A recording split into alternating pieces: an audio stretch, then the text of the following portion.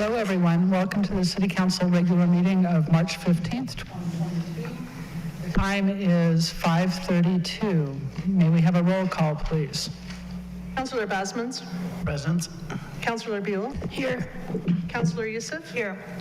Mayor Pro Tem Noseworthy. Present. And Mayor Baxter. Present. We have an introduction for our translator this evening. We do here. It is Victoria. Wonderful. Victoria, please. Hello, everyone. My name is Vicky Leiva Aguilar and my colleague Maria Lisa.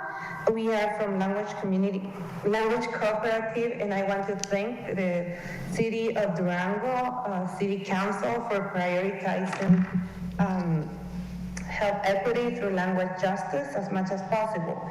We want to make sure everyone is able to speak, read, listen, and participate in the language of their hearts, meaning the one they speak with their families or best connect to.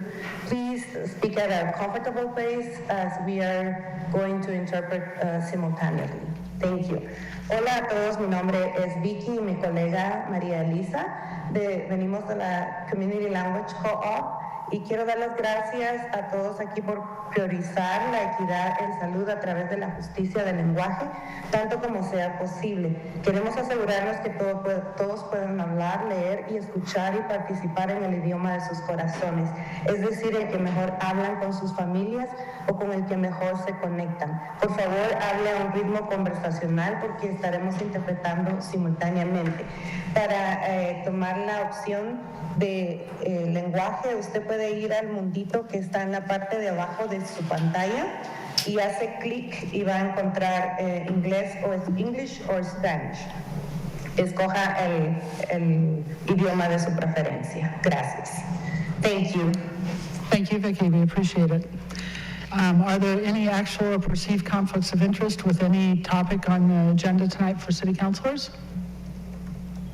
Okay, seeing none, then we'll go into public participation. This section of the agenda is set aside for the public to provide 3 minutes of comments or ask questions regarding items that are not scheduled for a hearing or public testimony or that do not otherwise appear on this agenda. City Council will not respond to questions from the dais. Citizens should address their comments directly to the City Council. As this is a virtual meeting, the avenues for public participation have been adjusted. All written comments received by the City Clerk by noon today have been delivered to Council and will be summarized in the meeting minutes. When your name is called, please come up to the podium and give your name and whether you're a resident of the city. Mr. Hoke.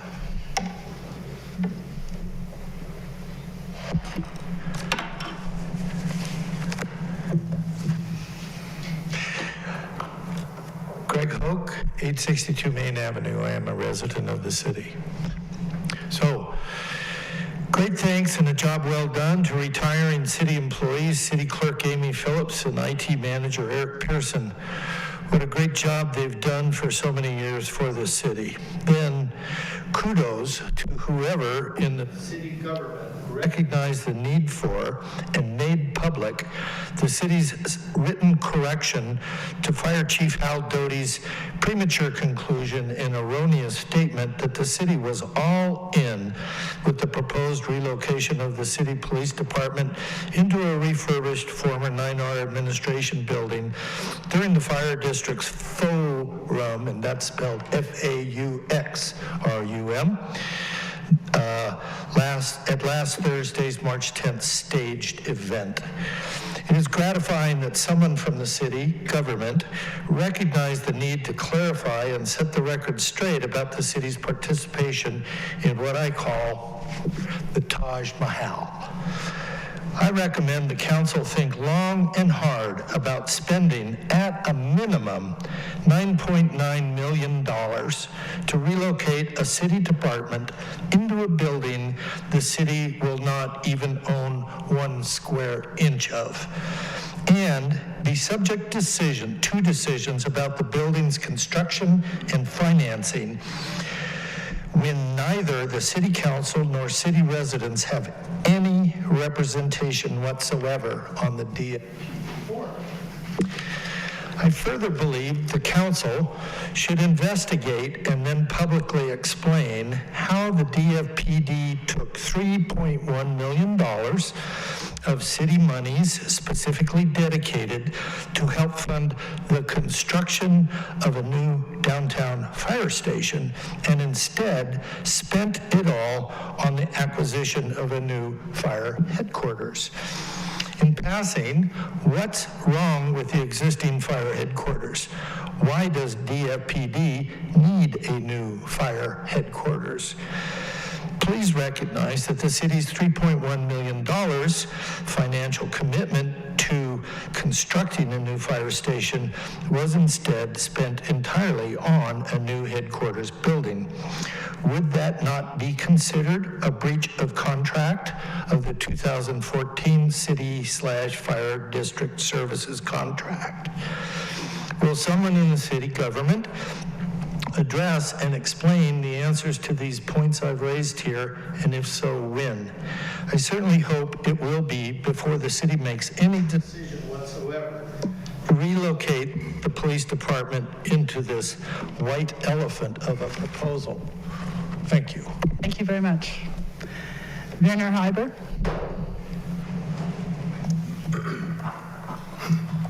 My name is Werner Heiber. I live in Durango, and thanks for speaking here. I'm going to rush. 2 weeks ago, I talked to you about the interconnectedness of sustainability, affordability, and environmental stewardship, the almost $2.8 million price tag for paving Lightning Creek Trail, and the 2,000 metric tons of CO2 released from the fabrication of Portland cement alone. Today's comments are about workforce and affordable housing and how the Fair Share Ordinance and Twin Buttes infrastructure costs have increased lot prices resulting in fewer workforce housing. This contributed to why Twin Buttes has become a more exclusive development than initially intended. First, I want to thank this council for your willingness to address workforce housing and affordable housing. Besides COVID-19 increasing real estate prices, there are several reasons why Twin Buttes has become a more expensive community than initially intended. First, the 16% fair share ordinance tax has increased lot prices, which essentially are paid by residents, not the developer. Second, the extensive infrastructure required by the city when compared to Edgemont, also rural and hilly development, is far more expensive, resulting in metro district fees twice the county taxes, making Twin Buttes distinctly less affordable. Twice. The resulting high lot prices have contributed where only 5 homes have been built under $500,000.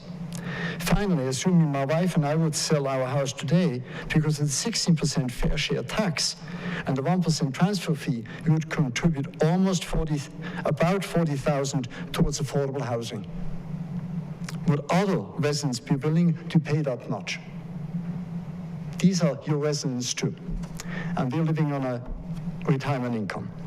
Raising funds for workforce housing is the responsibility for everyone in Durango, and not just people living at Three Springs and Twin Buttes. As was recently pointed out in the Herald article, actually, your mayor, while Parks and Recs have received $150 million in additional funding, affordable housing received $3 million, with the latter apparently coming almost exclusively from fair share ordinance. Having great parks and rec facilities, it is now time to redirect the parks and rec sales tax to workforce housing. People living and working in Durango deserve to be able to live here, and that can only be accomplished with significant and dependable funding. I look forward to talk with you personally. I'm still waiting to show you around Twin Buttes and point out missed opportunities. I sent you here on cards. I also included an email I sent to you about 6 months ago. And I have been in touch with city staff about this. Thank you. So here are... Thank you. Thank you, Werner. Appreciate it. Yeah, I made 6. Okay. Sorry, I didn't want to. No, it's all good. Thank you so much. Nina Quayle. Speak with you together? Yeah, you only get 3 minutes. Please introduce yourselves and whether you're residents of the city. Hi, my name is Nina Quayle, and this is Willow Lott, and we are both residents of the city. We are junior student athletes on the cross-country team at Durango High School. We are proposing bringing back the Main Street Mile, which was an event that was done here on Main Street a couple years ago. Named after our local Waymanooch wilderness, we have a club that seeks to empower and educate young women through mentorship and experiences, and it is called the Waymanooch. So basically, the purpose of this run would to be fundraise for these outdoor programs. So our program helps girls become comfortable and independent in venturing in the wilderness, in hopes that this confidence will lead to character development and self-confidence in all areas of life. And so these proceeds from this run that we're hoping to put on would also go towards our program and other youth programs, including Devo, Girls on the Run, and American Wings Foundation over on the Navajo Reservation. So we're proposing a 1 mile run that would start at Buckley Park and then go to College along Main Street and back. It would take place ideally April 17th, although we could be flexible with the date depending, and we'd need the road closed off, at least one lane from 1 p.m. to 3 p.m. from Buckley to College. And it would just be a really great way to support youth in outdoor programs locally and in the Southwest region, and embrace the beautiful downtown Durango. And we know that maybe closing off Main Street would be a hard feat, considering just a lot of logistics that would have to go into that, but we have an alternative that would start at Rotary Park and go down the river trail, half a mile to the skate park bridge, and then back. If it would be possible for us to use that park on April 17th from 1 to 3 p.m. Yeah, thank you so much for your time. This time we can ask if you I think it's a great idea. Jose, who should they talk to? I'm going to look at Kevin Hall, our Managing Director of Community Development, to group with his team and come up with a response. Yep, so the gentleman behind the gentleman in the mask right here, Kevin, raise your hand. Yeah, there you go. That's who you need to talk to, okay? All right, we appreciate it. Thank you very much. Thank you. Good job. Thank you and good luck. Willow Lott. That was you. Okay, sorry. Holly Jobson.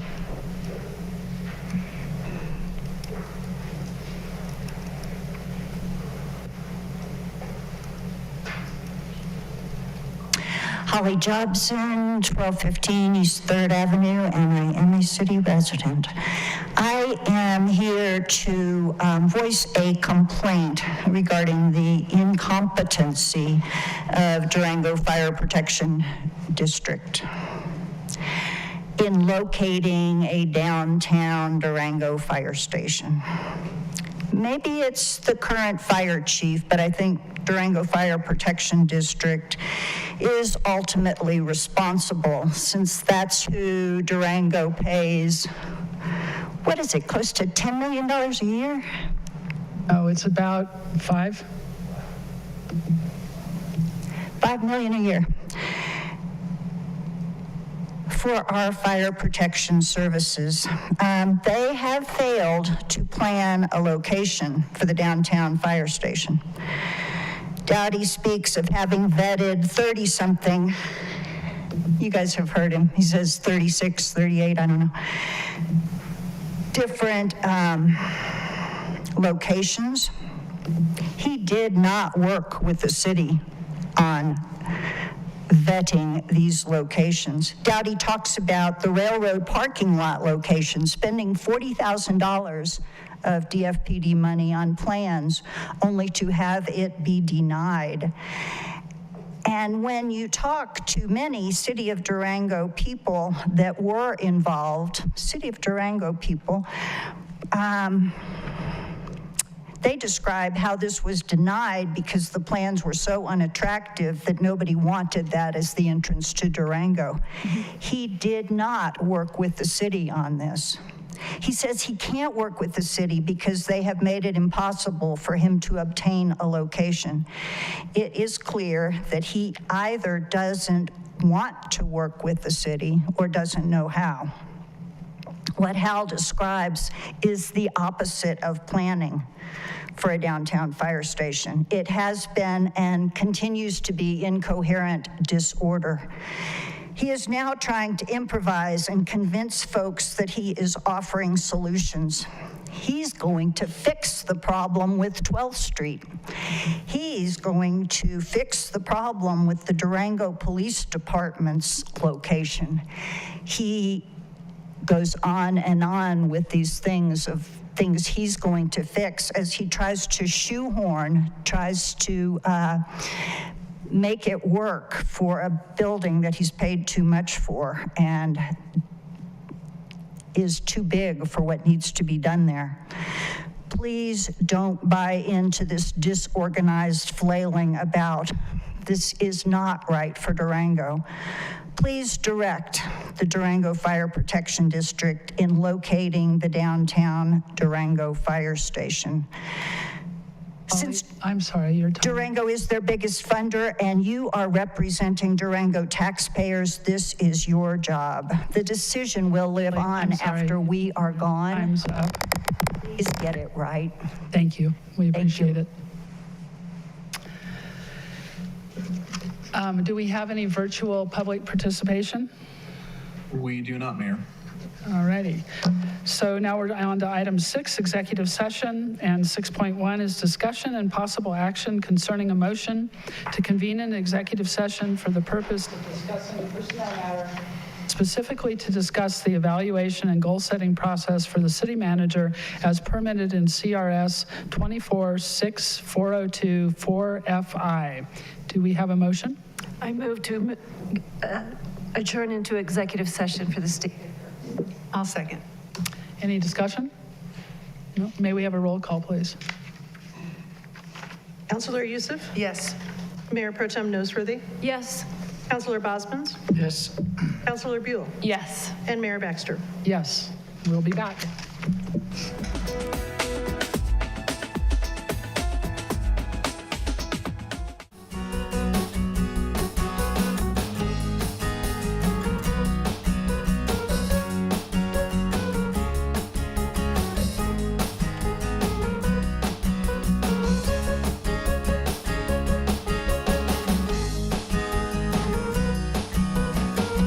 Here, I'll actually say the right thing. Here we go. Okay, I reconvene this meeting at 6:27. For the record, council met in executive session for purposes of discussing a personnel matter, specifically to discuss the evaluation and goal-setting process for the city manager as permitted in CRS 24-6-402-4FI. No decisions were made. If anyone who participated in the executive session believes the discussion went beyond the proper scope of the executive session, please state your objections now. Oh, we've lost one, okay. Seeing none, the next item is 6.2, discussion and possible action concerning a motion to convene an executive session to discuss personnel matters, specifically the appointments to the positions of Director of Information and City Clerk as permitted in CRS 24-6-402-FI. Do we have a motion? So moved. Second. Any discussion? Nope. May we have a vote, please, Faye? Mayor Pro Tem Noseworthy? Yes. Councilor Youssef? Yes. Councilor Bosmans? Councilor Buell? Yes. And Mayor Baxter. Yes.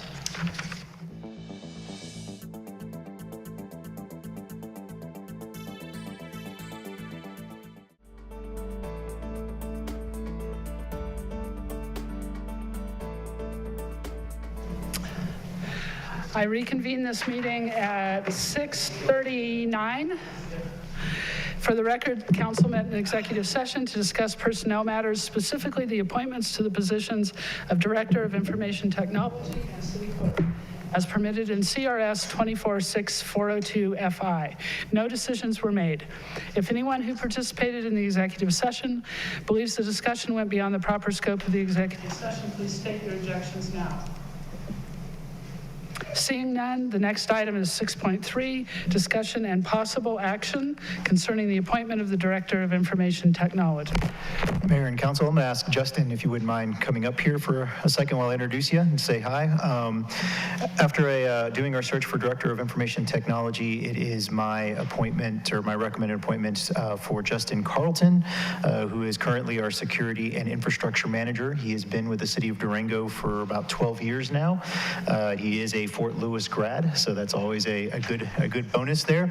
But very excited to have Justin get promoted on board and become the IT Director. And as Eric is leaving on April 2nd, I believe, is it first? But so your first day will be April 2nd. So Justin will officially take over on the 2nd, but between now and then, we'll definitely be having some transition and transition of duties and making sure that we have as smooth transition as possible. Justin, would you like to say anything for the public and mayor and council? No expectations, but I'm honored by this appointment, and I very much look forward to working with all of you. I want to do a shout out to Eric Pearson, been here for 33 years. Our team's going to miss him. And I look forward to leading the IT team. We have a great team, and I'm looking forward to working with everybody. And I love the city of Durango. So, great. Thank you. Welcome. Thank you. Can I say something real quickly? First of all, congratulations, and Eric, thank you. I do want to say that I had never worked at a place where I had fishing exercises sent to me and had to figure them out, and so, and that was at big institutions. So thank you, Eric, for helping me become a little more aware of security issues, and Justin, congratulations. Thank you very much. Thank you. would you like to make a motion? Sure. I'll move to accept this appointment. I'll second. Any further discussion? May we have a roll call, please? Councilor Buell? Yes. Mayor Pro Tem Nosworthy? Yes. Councilor Bosmans? Yes. Councilor Youssef? Yes. And Mayor Baxter? Yes. On to item 6.4, discussion and possible action concerning the appointment of the city clerk. Mayor and council, I am honored again to recommend for appointment of city clerk Faye Harmer as our new city clerk. She will be taking over as well. Also on April 2nd will be her first day, as Amy Phillips, her last day will be on April 1st. So we'll have another time to do transition of duties. I think we're all very familiar with Faye and her outstanding hard work. She definitely has prepared herself to take on to this challenge, and just recently completed her international clerks certification, municipal clerk certification. So very, very excited to have Faye on board. And Faye, if there's anything you'd like to say. Just that I really appreciate your confidence in my abilities, even for recommending me for this position, both to council, the mayor, and Mr. Madrigal, and of course to Amy Phillips for her mentorship for the last couple of years. We've come a long way and taken a lot of notes. Done a great job. Thank you. Do we have a motion? I'll move to approve the appointment. Second. Any discussion? Welcome, Faye. Yes, thank you. May we have a roll call, please? Mayor Pro Tem Nosworthy? Yes. Councilor Buell? Yes. Councilor Bosmans? Yes. Councilor Youssef? Yes. And Mayor Baxter? Yes. Thank you, Faye. Congratulations and welcome. So now we're on to the item 7, proclamation and presentation. We have 7.1 city operational updates. If we could just go ahead and skip to 7.2, Mayor. All right, so now we're on 7.2, city update. Thank you, Mayor and Council. Just a few updates. First, the Durango La Plata Emergency Communications Center recently installed a system that uses new technology to help reduce emergency response time. The Rapid SOS program, which went live March 9th, allows 911 dispatchers to locate a caller immediately and usually within 15 feet or less of their location. Also, applications for the food tax rebate program and the utility refund program are available on the city's website at durangogov.org. City residents with a total household income no greater than 50% of the area median family income for La Plata County may qualify for a refund or rebate. All forms and supporting documents must be submitted by July 8th. Frontier Airlines will now offer nonstop service from Durango La Plata County Airport to Dallas-Fort Worth International Airport starting May 28th. Tickets for the new flights are available now at flyfrontier.com. A public open house to review design progress for the terminal development project at the airport will be held from 5 to 7 p.m. tomorrow, March 16th at Durango City Hall, 949 East 2nd Avenue. The public is invited to the open house to review design progress, speak with airport and consultant staff, and offer comments or ask questions. The community is also invited to provide feedback on our 4 design concepts for downtown Main Avenue via an online questionnaire available through Friday, March 18th. The questionnaire is available in English and Spanish. For more information, the public can go to durangogov.org/downtown-main. And finally, the Regional Housing Alliance has extended the deadline for the board member at large application process through March 25th. For more information, email info@swccog.org. And that is my update. Great. For the sales tax rebate program, will that be broadcast throughout the community? And Yes, we'll make sure to get that. excellent. Great. Thank you. Review of the consent agenda. The consent agenda is intended to allow the city council by a single motion to approve matters that are considered routine and not have to go through. There will be no separate discussion of these items unless a council member requests an item be removed from the consent agenda and considered separately. Items removed from the consent agenda will be considered under agenda item 9. Are there any agenda items the councilors would like to remove? Alyssa? No. Yes, you were going to do 8. No, I think I will do that one. Sorry.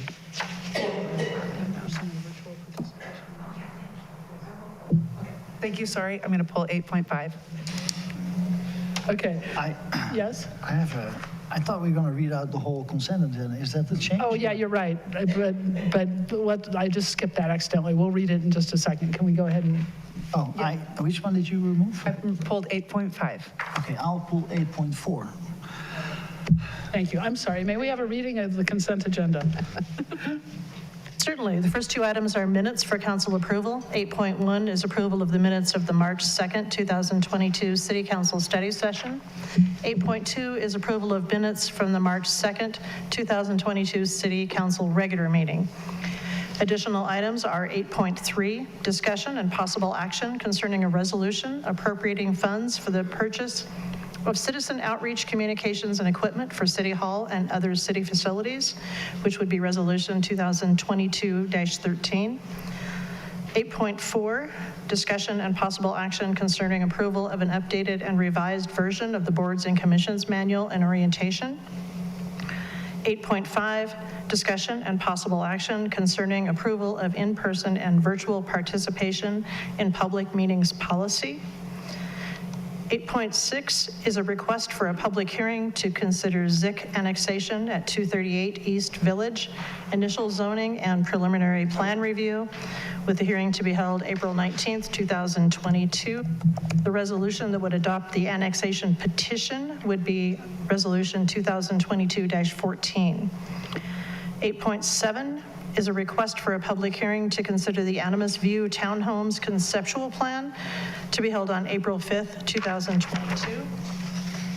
8.8 is final approval of Ordinance 2022-3, adopting a fire code regulating and governing and the safeguarding of life and property from fire explosion hazards arising from the storage, handling, and use of hazardous substances, materials, and devices, and from conditions hazardous to life or property in the occupancy of building and premises in the city of Durango, adopting by reference the 2018 edition of the International Fire Code, published by the International Code Council Incorporated, and declaring an effective date.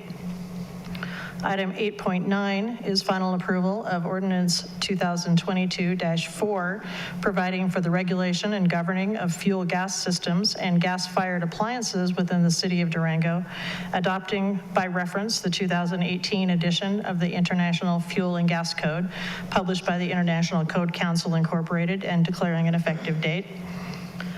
8.10 is final approval of Ordinance 2022-5, providing for the regulation and control of the design, construction, quality of materials, erection, installation, alteration, repair, location, relocation, replacement, addition to the use or maintenance of one or two family dwellings and townhomes within the city of Durango, adopting by reference the 2018 edition of the International Residential Code for one and two family dwellings, published by the International Code Council Incorporated, and declaring an effective date. 8.11 is final approval of Ordinance 2022-6 for the regulation and control of the design, construction, installation, quality of materials, location, operation, and maintenance of heating, ventilation, cooling, and refrigeration systems, incinerators, and other miscellaneous heat-producing appliances within the city of Durango, adopting by reference the 2018 edition of the International Mechanical Code, published by the International Code Council Incorporated, and declaring an effective date. Item 8.12 is final approval of Ordinance 2022-7 for the regulation and control of the erection, installation, alteration, addition, repair, relocation, replacement, maintenance, or use of any plumbing system within the city, adopting by reference the 2018 edition of the International Plumbing Code, published by the International Code Council Incorporated, and declaring an effective date. Item 8.13 is final approval of Ordinance 2022-8 for the establishment of minimal prescriptive and performance-related regulations for the design of energy-efficient buildings and structures within the city of Durango, adopting by reference the 2018 edition of the International Energy Conservation Code, published by the International Code Council Incorporated, and declaring an effective date. Item 8.14 is final approval of Ordinance 2022-9 for the provision of minimum standards to safeguard life, health, property, and public welfare by the regulation and control of the design, construction, quality of materials, use and occupancy, location, and maintenance of all buildings and structures within and certain equipment specifically regulated herein, adopting by reference the 2018 edition of the International Building Code, published by the International Code Council Incorporated, and declaring an effective date. And lastly, item 8.15, final approval of 2022-10, granting a utility easement to Charter Communications to install fiber optic telecommunications on city-owned property at Avena del Sol to service customers in the area, and declaring an effective date. Very nice. Wow, that was job. Do we have a motion to approve the consent agenda with the exception of 8.4 and 8.5? So moved. I'll second. Any discussion? May we have a roll call, please? Councillor Buell? Yes. Councillor Youssef? Yes. Councillor Bosmans? Yes. Mayor Pro Tem Noseworthy? Yes. And Mayor Baxter? Yes. So 8.4 is discussion and possible action concerning approval of an updated and revised version of the Boards and Commission Manual and Orientation. Councillor Bosmans? Yeah, thank you, Madam Chair.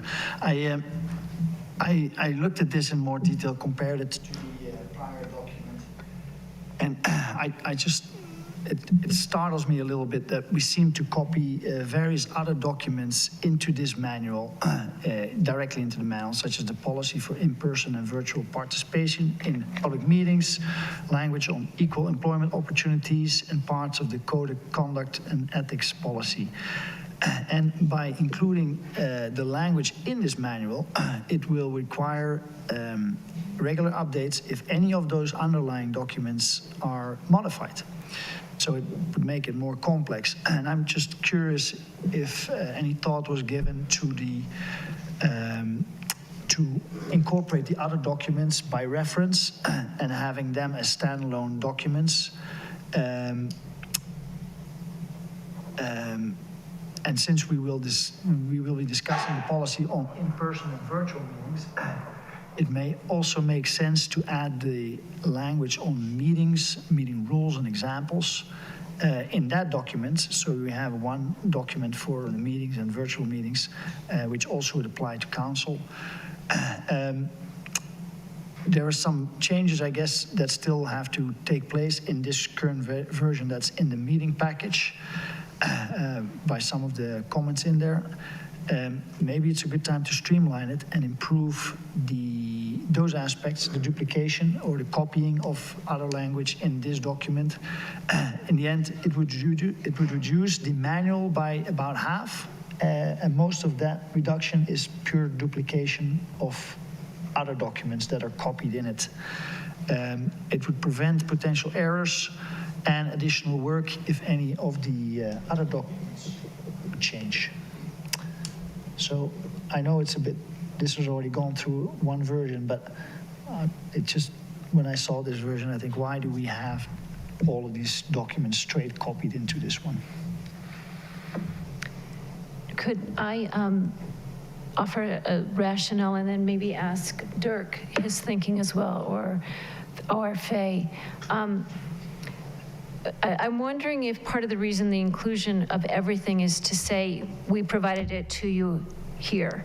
And if you just link it, provide the links, people may not go to those links and then at some point could say, well, I never had the information. But by providing it in one comprehensive manual, it's there. The advisors can choose to read it or not, but the information's always has been provided. Dirk, do you have any thoughts on that? I don't. I think that the idea was it's convenient for it's a one place to have it all together. That was the primary idea. So to Councilor Bosman's comment, though, I would suggest that maybe there is a sentence in there or something that says the following policies or whatever may be updated at any time, and so it's, your responsibility to. Certainly, the other option would possibly be that we could do a link in the manual to those policies and then provide them as exhibits that could then be updated anytime the policy was updated, if that would be amenable. I think by having an extract, sometimes it's an extract in the manual, you're not getting away with it. The people that go through the training and get the manual still have to read the full document that is summarized or shortened in this manual. So I think to have it as a standalone document would prevent any of these issues. And when the manual is provided to a new board or commission member, you can provide them all the documents. I mean, you don't have to make it a link. You can say, here's the main manual, and these are the 5 other documents that are attached to it as exhibits or as reference. That's kind of exactly what I was saying, yeah. So that it's included in the manual that you give them, but it's also noted that these could change. So if they never go to the link, they know that there may be an update. So that's what I was saying. I actually thought that was a good idea, Olivier. So certainly, I can do that. I'll put the links in the manual, remove the actual documents, attachment exhibits, and then put a page in front of the exhibits that simply says exhibits can be updated as necessary, and you'll be notified if they're updated as time goes on. And maybe, Faye, you could have a statement that says these exhibits do need to be read and and understood. Like you're signing on to agree to the code of conduct, the code of ethics, this whatnot. There is a signature page, isn't there? Mm-hmm. Yeah, there is. Okay. So with those changes, does someone want to make a motion? I think it has to be postponed. Would we postpone it, or do you want to see it approved now with those changes? I'm willing to approve the updated revised version of the Boards and Commissions Manual and orientation with changes discussed. That was your motion? I'll second it. Any further discussion? May we have a vote, please? Councilor Bosmans? Yes. Councilor Youssef? Yes. Councilor Buell? Yes. Mayor Pro Tem Noseworthy? Yes. And Mayor Baxter? Yes. 8.5, discussion and possible action concerning approval of in-person and virtual participation in public meetings policies. Councilor Youssef. Yes, thank you for reminding me. We have a good system where we tell each other if we might be pulling something, so now and then we can remind each other when we thought we were going to pull something.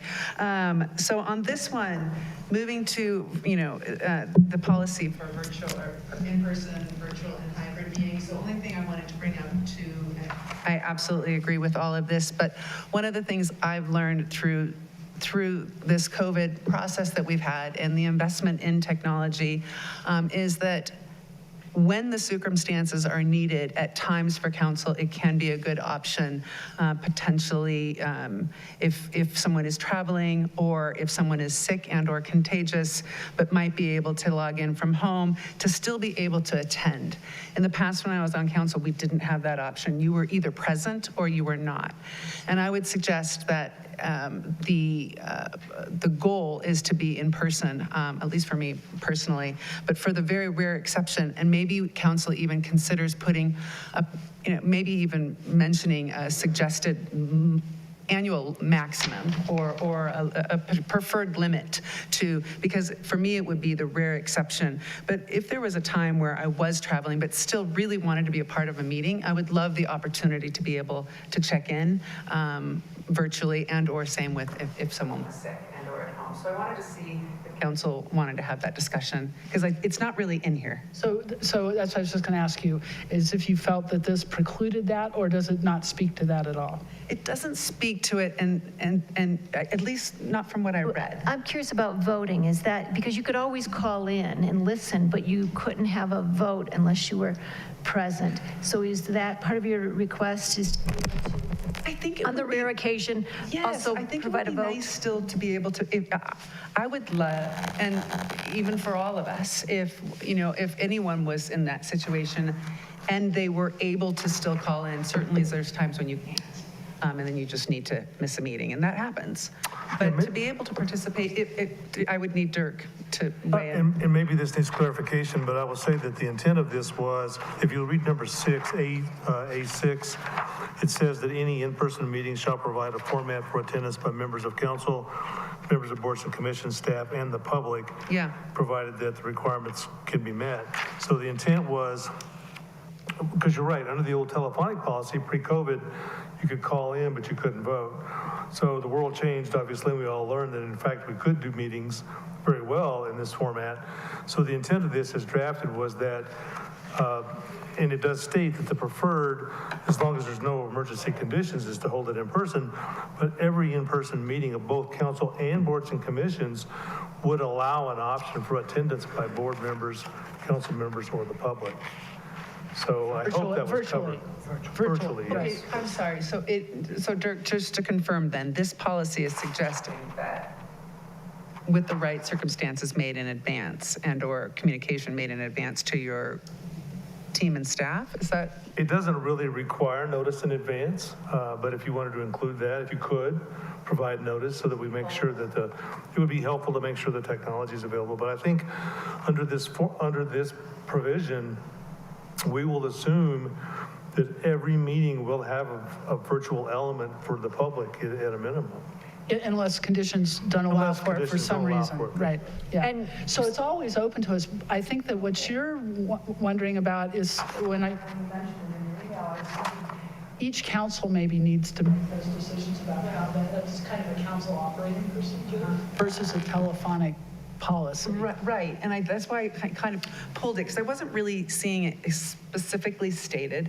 And even our kind of, in the past, we've kind of had discussions like, oh, this is a nice option. This provides flexibility for being able to still attend meetings if something comes up with family or anything, And we all had that discussion, and I think we agreed that we would let it happen as it happened, and if someone was abusing it, we'd deal with it. We'd have a conversation about it. But I think this council agreed that that kind of participation, you're out of town, you want to attend a meeting, your mother's sick, or you're whatever, that was okay at this point. And this policy wouldn't change that or affect that. And I wanted to add that I think the virtual meeting will be required, if only so we can have translation services. Otherwise, we won't be able to have, and right now we don't have translation services for us in the room, but at least for the outer public, there's translation services. If we didn't continue that virtual component, I'm not certain we'd be bringing in a simultaneous translator for every city council meeting. So we will be going hybrid. We will be hybrid for city council meetings going forward.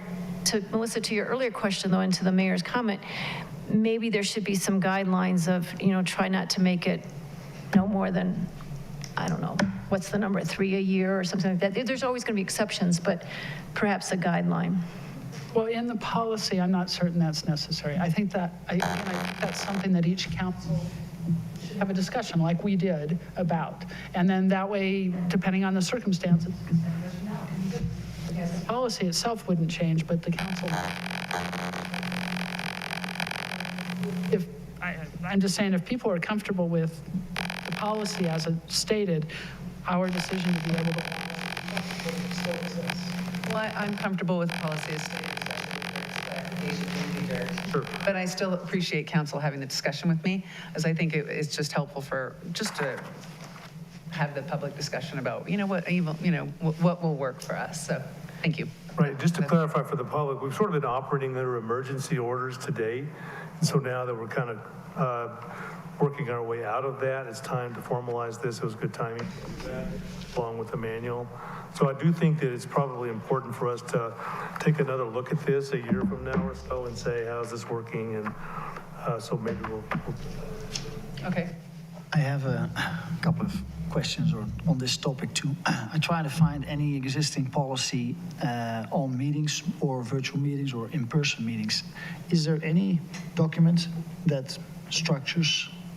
Yes, there were 3 documents that we've been operating off of. The old, when I say old, the prior telephonic policy, which existed prior to COVID. And I have a copy here, but it existed prior to that. Then there was an emergency order that allowed meetings virtually.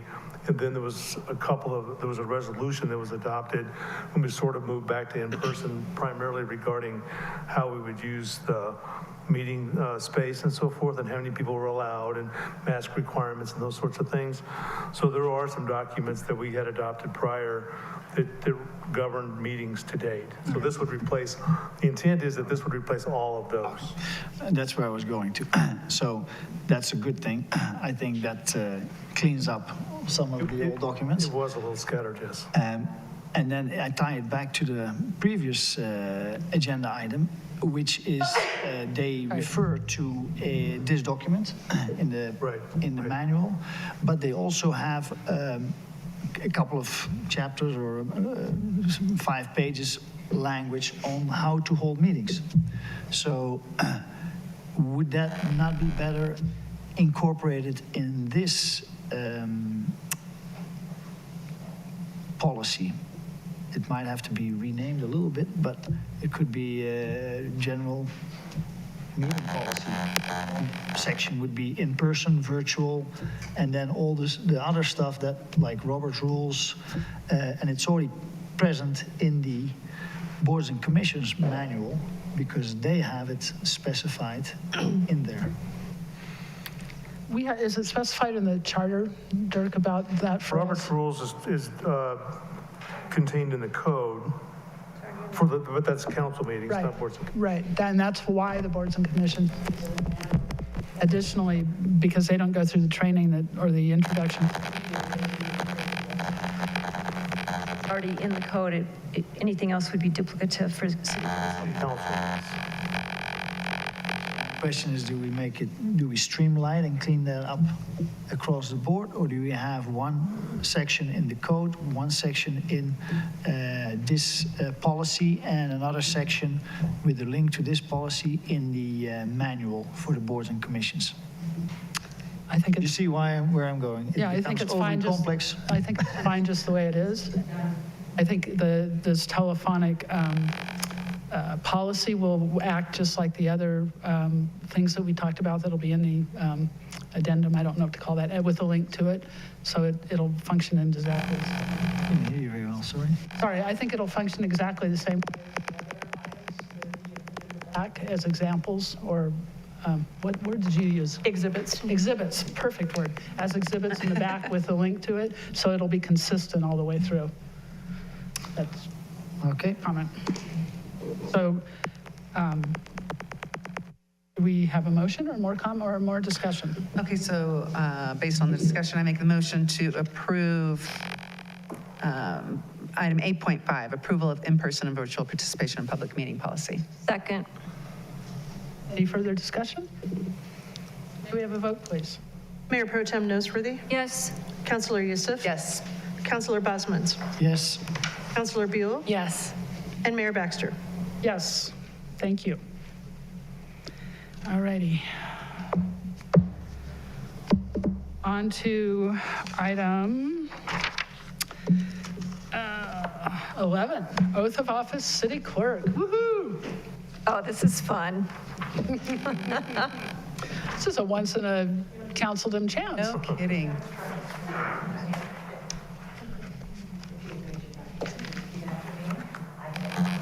A. Harmon, Do solemnly declare do solemnly declare that I will support that I will support the Constitution of the United States, the Constitution of the State of Colorado,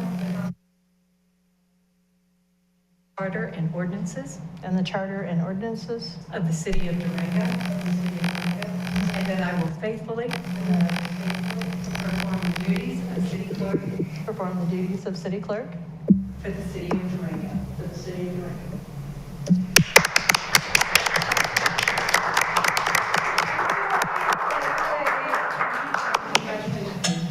Awesome. All right, now that you're official. Right. Okay, we're on to item 12, public hearings. The city council previously directed staff to publish notice of public hearing for each. The following proposed ordinances or topics have been set for public hearing at this meeting. The issues dealt with in this section of the agenda are of a legislative or policy nature. So 12.1.1, a policy hearing to consider water rate revisions. Good evening. Hi, councilors and mayor. I wanted to do a public presentation for the public hearing. So let me pull that up.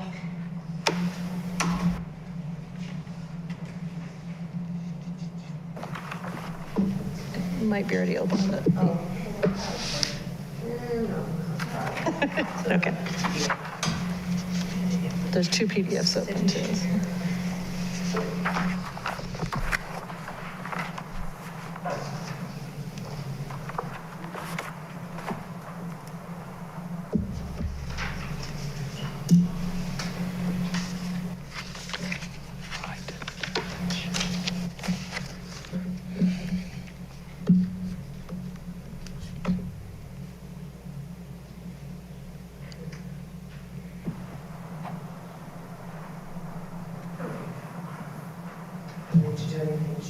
Go to Zoom.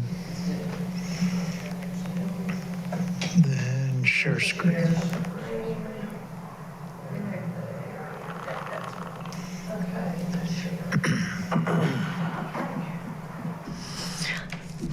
Good evening again. So information here, the water rate revision ordinance is proposed for public hearing tonight, 15th March 2022. IAB recommendation as accepted by City Council on March 2nd, 2022. The following discussion at the Special Infrastructure Advisory Board meeting on February 22nd, the following recommendations to City Council were passed on a 4-0 vote of IAB members. City Council passed the proposed rate revision on March 2nd by a 4-0 vote. The recommendation included retaining the same base rates based on meter sizes as were used in 2021, eliminate the duplex rate classification, eliminate the winter and summer rate differential, retain water plant investment fees, PIFs, used in 2021, expand allotted consumption within tiers to 6,000, 21,000, 36,000, and over 36,000. Implement rate adjustments identified on page 3 of the rate memorandum considered at the meeting on 2/22/2022, summarized below.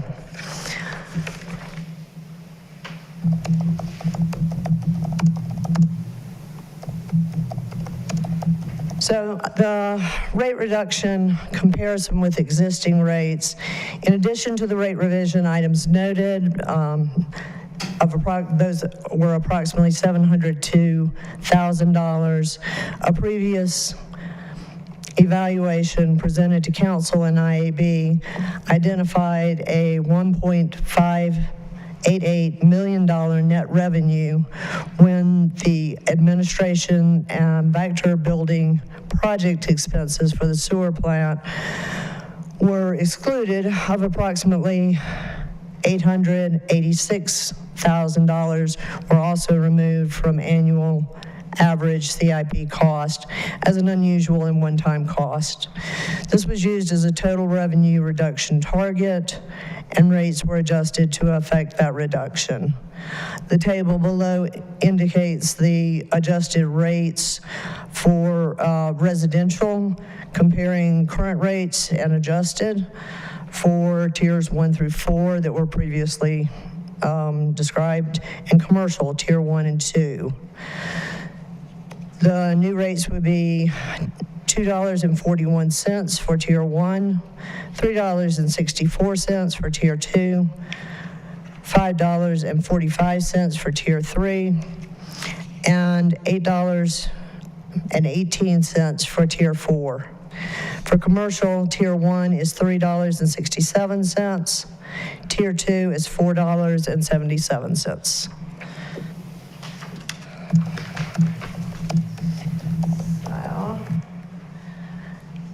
The next page just gives you an estimate of the typical rate change impacts.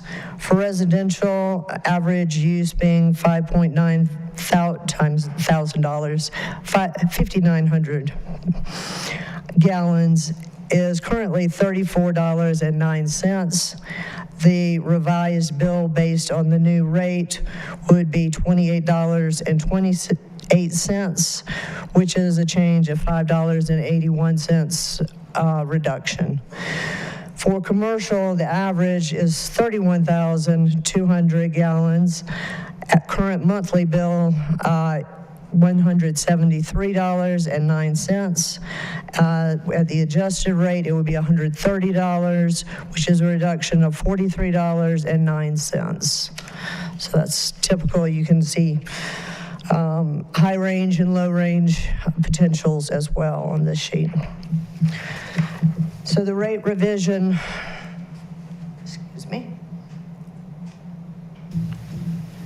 the rate revision estimated annual budget impact with the proposed rates as described. The base rates is what's listed under meter size in the first column. Those stay the same. Residential rates drop as noted, as highlighted, and commercial rates drop as noted, the highlighted items.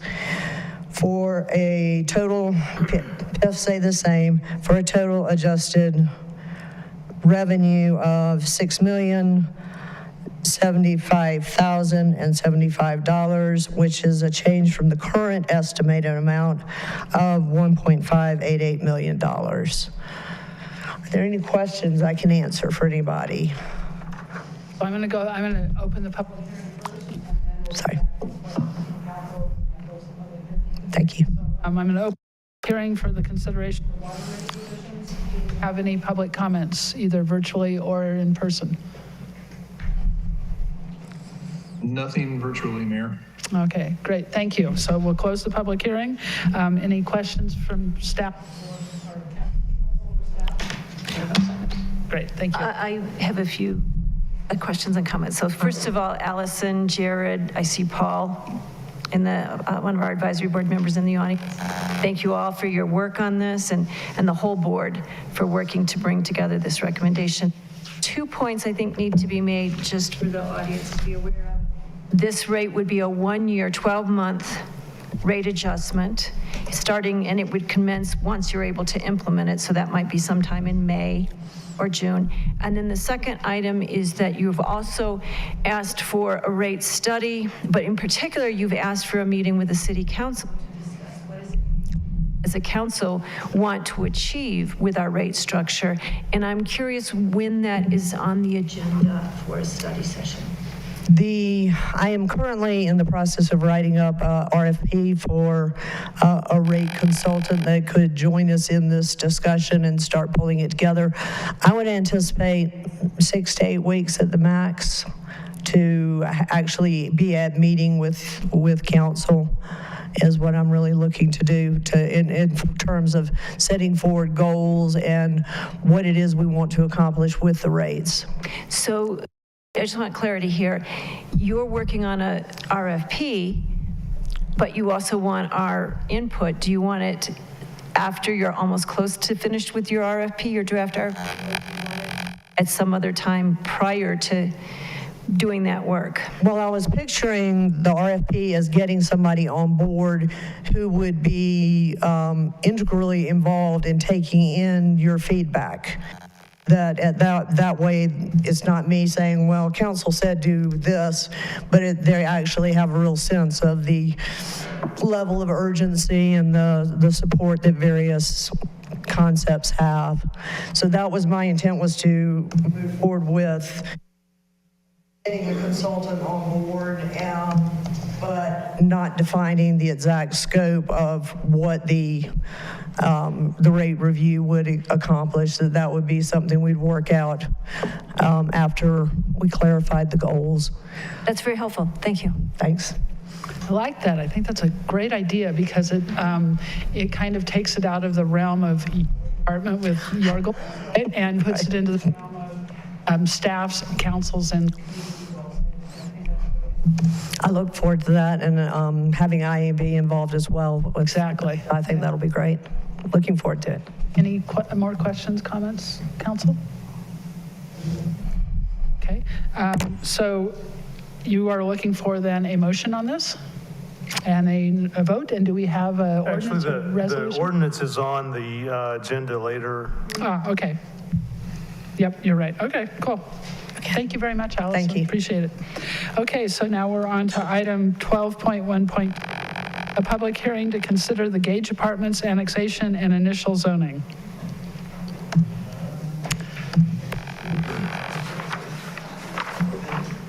And that would be Scott. I think that was maybe a previous version of the agenda. Oh. Gateway Urban. Oh, sorry. Yeah, you reversed them on me with the new one, huh? Yeah, so, that's the problem with printing things out when you issue and not letting us know the change, right, Councilor Bosmans? Because I know he experiences that too. Okay, so item 12.1.2, a public hearing to consider adoption of the North Main Gateway Urban Renewal Plan.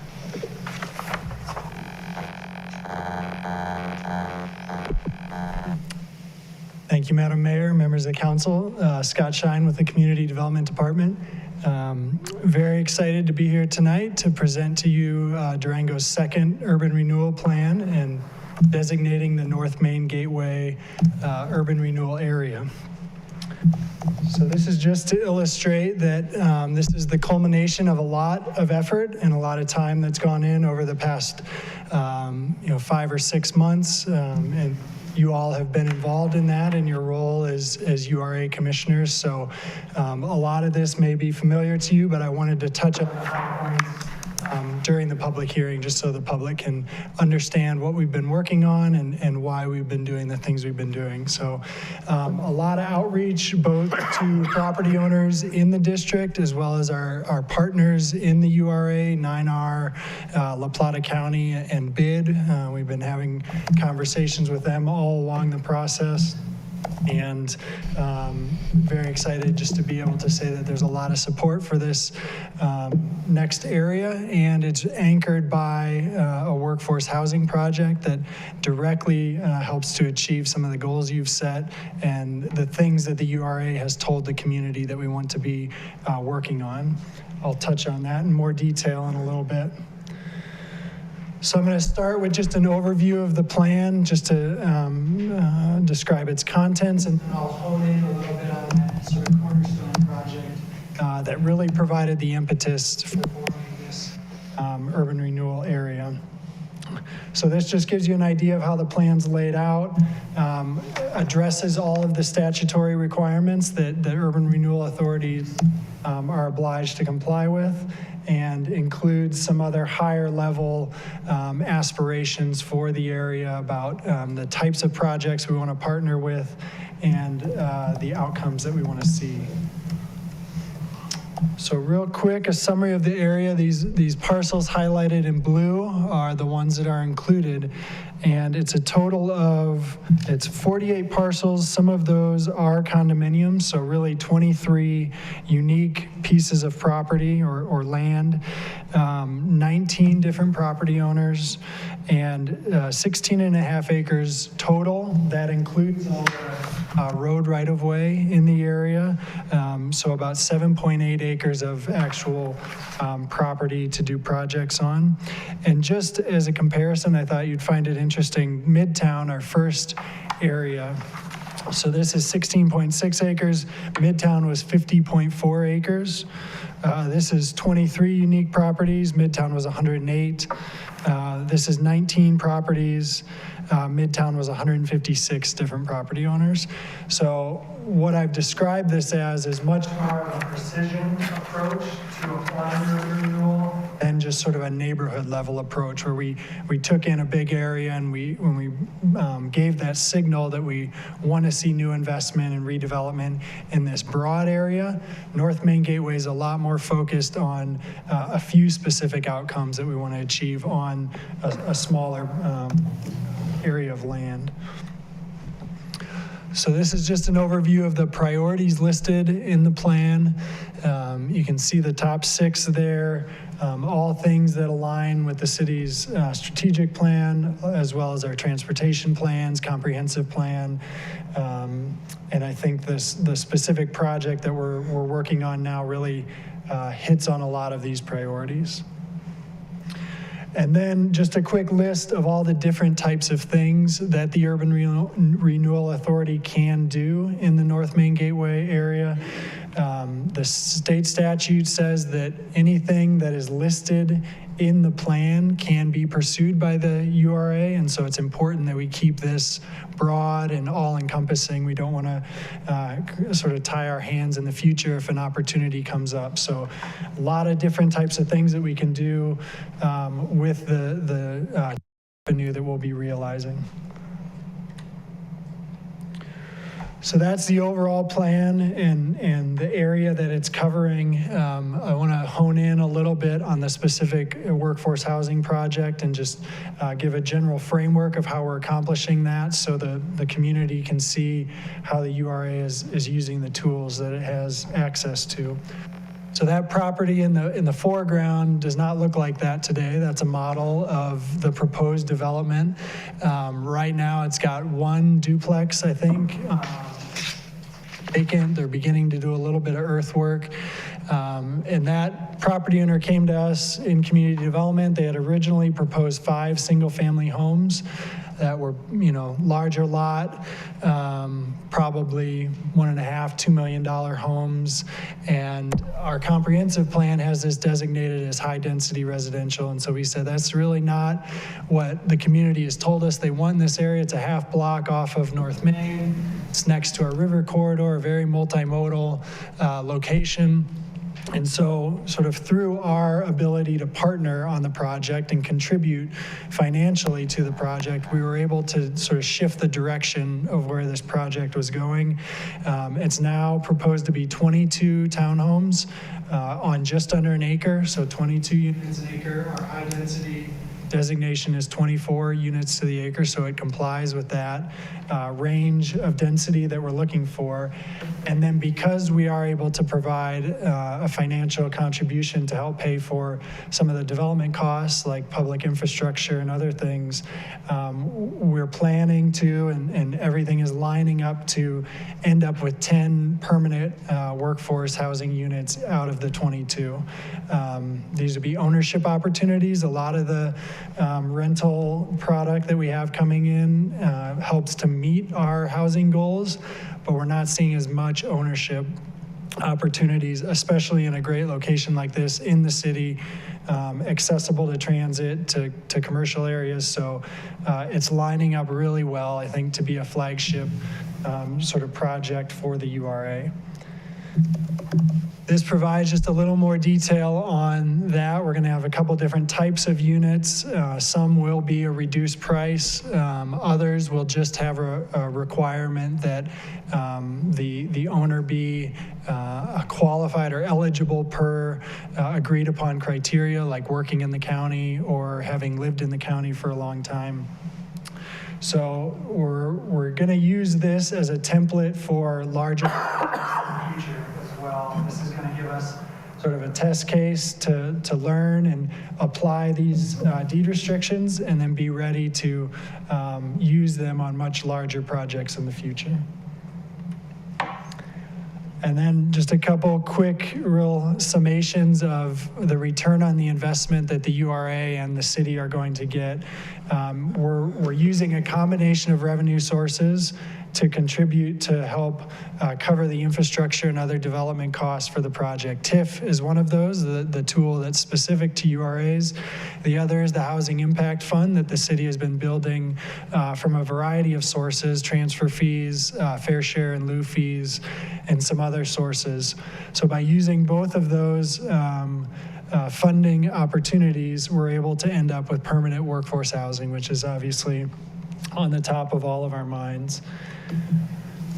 Our contribution will result in over 20% reduction from the market rate units. So you can see here, again, things are in flux, supplies, labor are all really dynamic right now, but these are the latest numbers that we got from the development team.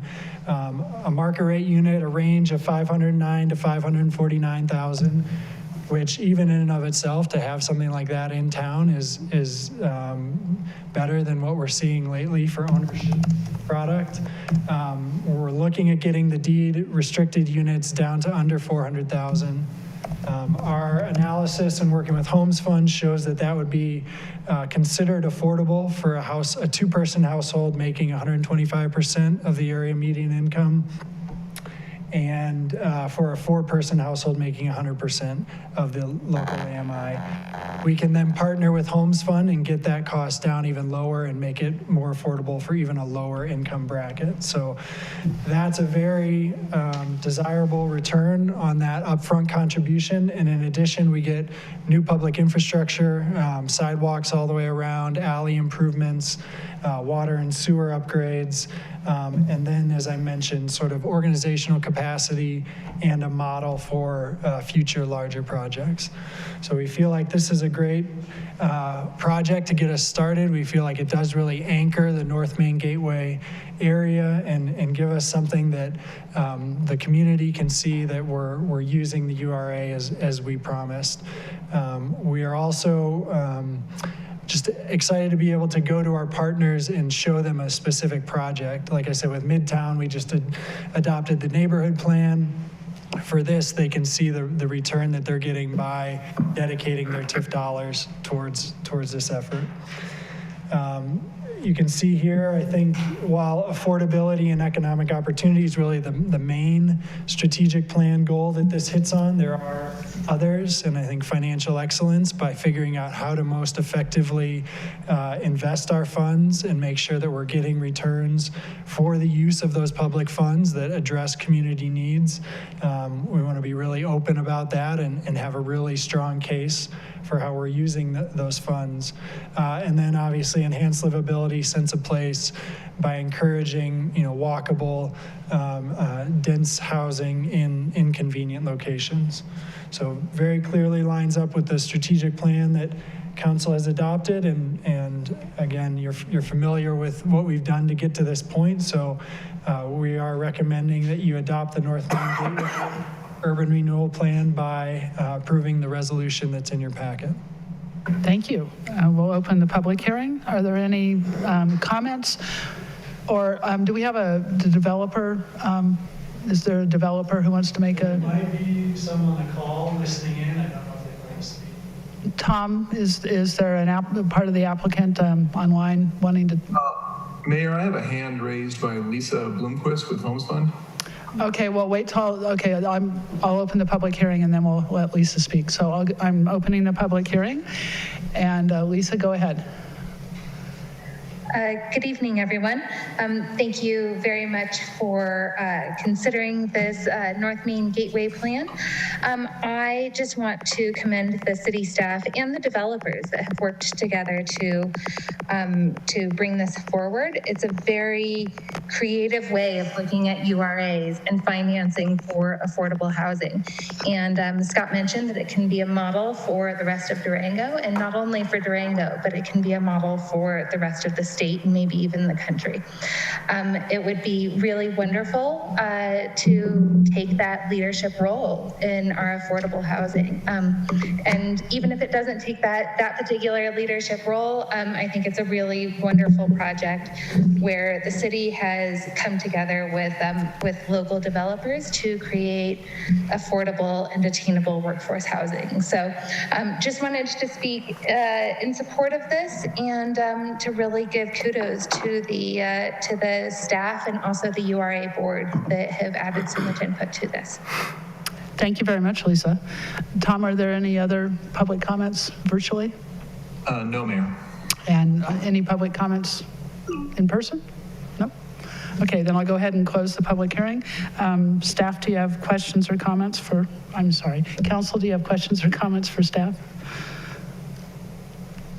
I'll make a little statement here. I've done that during the prior URA meeting, and I will do it during this city council meeting. I have concerns with the renewal area. Renewal areas are established to address blighted areas and have access to funding. When you look at this report, every existing neighborhood in our city would have blighted areas that would qualify for funding. As a city of Durango, we have access to funding, so that's not necessarily a requirement. After meeting with city staff, obviously there was a key benefit, which would be that for our city, that part of the property taxes that normally would go to the county and 9R school district get diverted to the city, and as such the renewal area would be able to spend that money. But it needs, when I studied that, the number is extremely low. It's 5,000 for the first couple of years. And when the first project goes up, it might be $20,000 or $25,000 a year, a number that does not even pay for the consulting fees. The same consultant that has been doing all these studies to make a case for this North Main gateway area. For property owners, the benefits are also restricted. If you live within a renewal area, it would be good because you have better funding and access to grants. But if you live right outside of a renewal area, you are not having those opportunities. And I think as a city, we should treat all owners the same way, fair and equally, that have a comparable project. For builders and developers, they tend to keep it simple. A renewal area will require them to work through another organizational layer with the potential bureaucratic burden on top of going through the whole process, such as planning, design, boards and commissions, and the city council. It's easy to speak about affordable housing, but a renewal area does not necessarily add affordable housing. The project we're speaking of here that triggered this process, 22 units, would proceed, as I understand it, still understand it, would proceed with or without a URA, and the 4 deed-restricted units and local workforce housing would also proceed with or without a URA. If anything, they will have more steps to go through to get that done.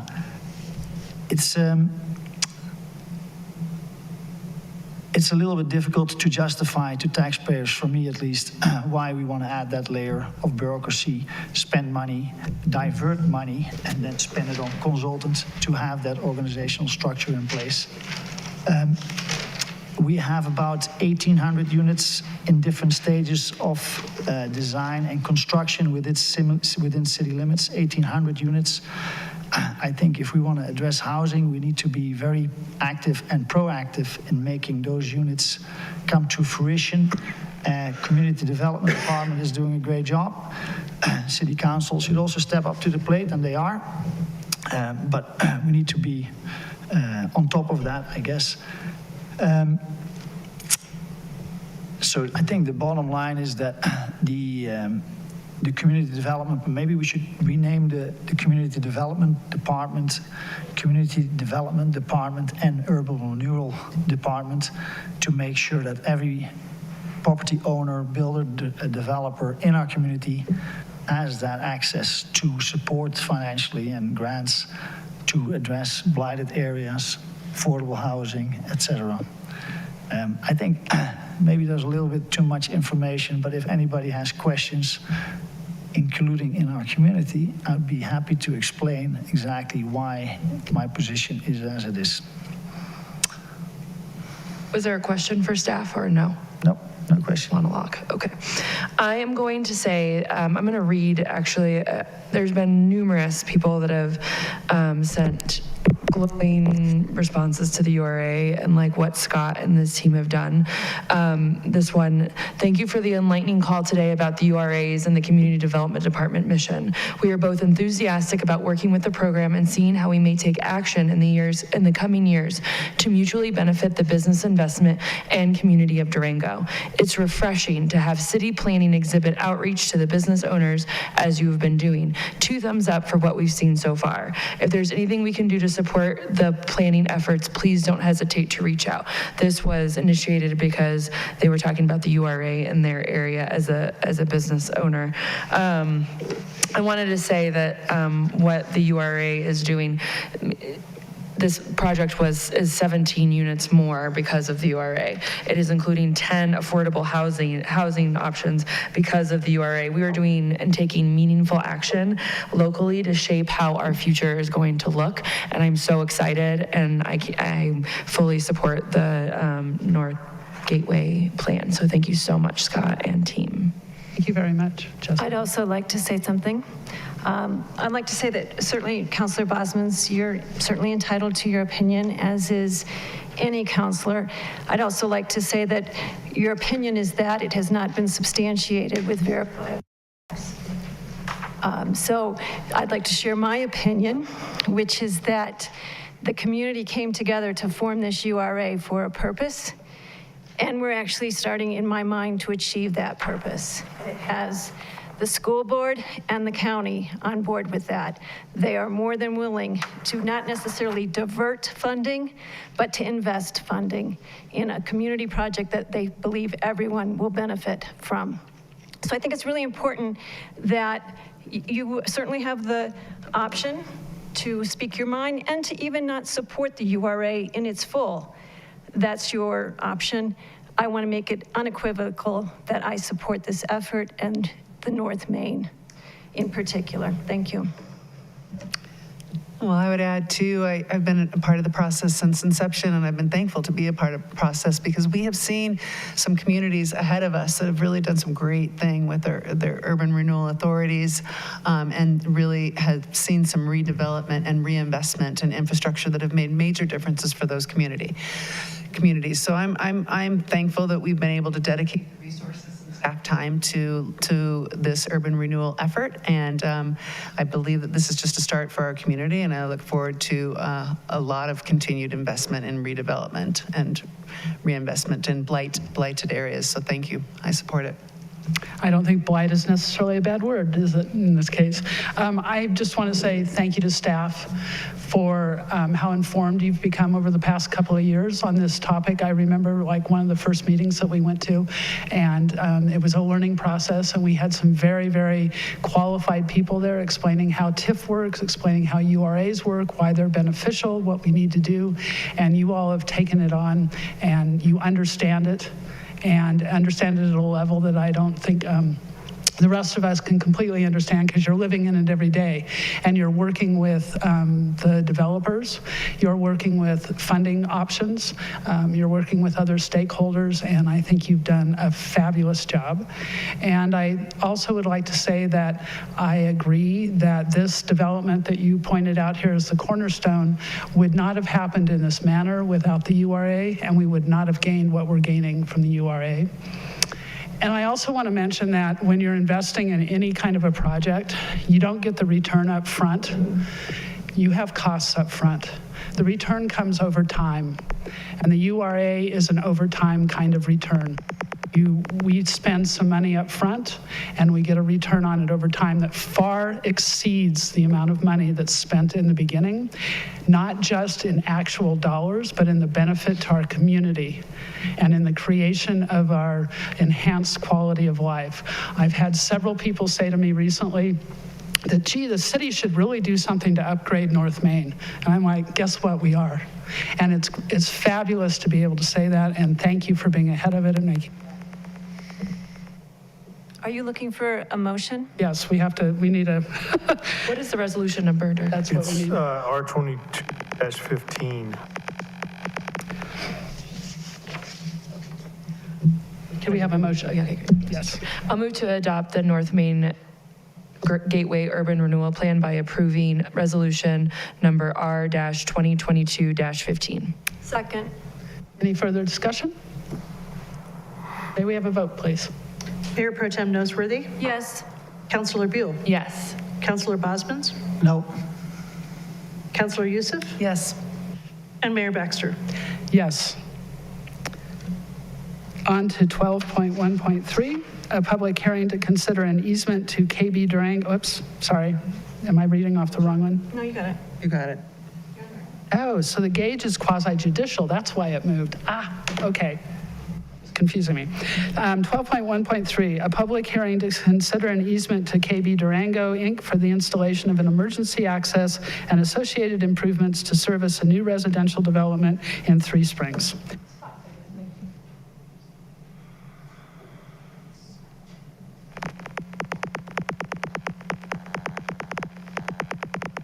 Thank you, Mayor, members of the council. This is an item that we've talked about at a previous meeting, made you aware of, and now we're bringing back for formal action. As you know, any action to either dispose of or grant a right to a city-owned property needs to go through ordinances. So that's what this hearing is for, is to review this easement request for a new, a large apartment development out by Three Springs. I'll just touch on the high points to get us all oriented again. So they're proposing to build a 211-unit residential complex, 3 apartment buildings and 3 townhome buildings. The preliminary plan amendment in the major site plan has been approved. That's what you saw, I believe, 2 meetings ago when we discussed the easement sort of conceptually. But now we're back for the formal hearing and to move forward with the ordinances. This is a reminder where the property is, right near the entrance to the hospital. And then just zooming in a little bit, the yellow line is the property line, and then that red circle is really the area we're going to talk about now, about the requested easement. So this is the site plan. So the buildings are laid out sort of along that south and east property line up against along Wilson Gulch Road on the south. And as we were moving through the review process and DFPD was giving input, there was a need to provide an emergency access lane around primarily the east side of the development. And without requiring them to fully redesign the site and kind of almost start over with their engineering and everything, they found a solution that does slightly encroach onto that city trail corridor. There's a bench up at the top and then a pretty steep grade of about a 10-foot elevation difference down to the existing trail. And the actual emergency access lane will be up at the top of that grade. But as we've started to talk about that, and we've wanted to such a major entry into Three Springs, into the hospital, very heavily used roadways, we've worked out an agreement for a larger easement to some trail connections from the apartment complex to city trail. So that's why I called it a multi-purpose. For the emergency access lane, that was really the driver behind it, but then we wanted to get some other benefits for the city out of granting them the right to use that, and I think we've come up with a good arrangement. So this is the site plan that was in your packet. I know that's really busy and hard to read, so I'll just highlight a few of the key pieces. That green area shows the fire access lane. The black dash line is the property line, so you can see the areas where that encroaches. Blue area is what we're working on to designate as the easement area, both to allow for the emergency access and then the planting and maintenance of a significant landscape buffer on what is now just sort of a native grass hillside, along with the trail connections. So that's just an illustration of the one straight line trail connection is a set of stairs.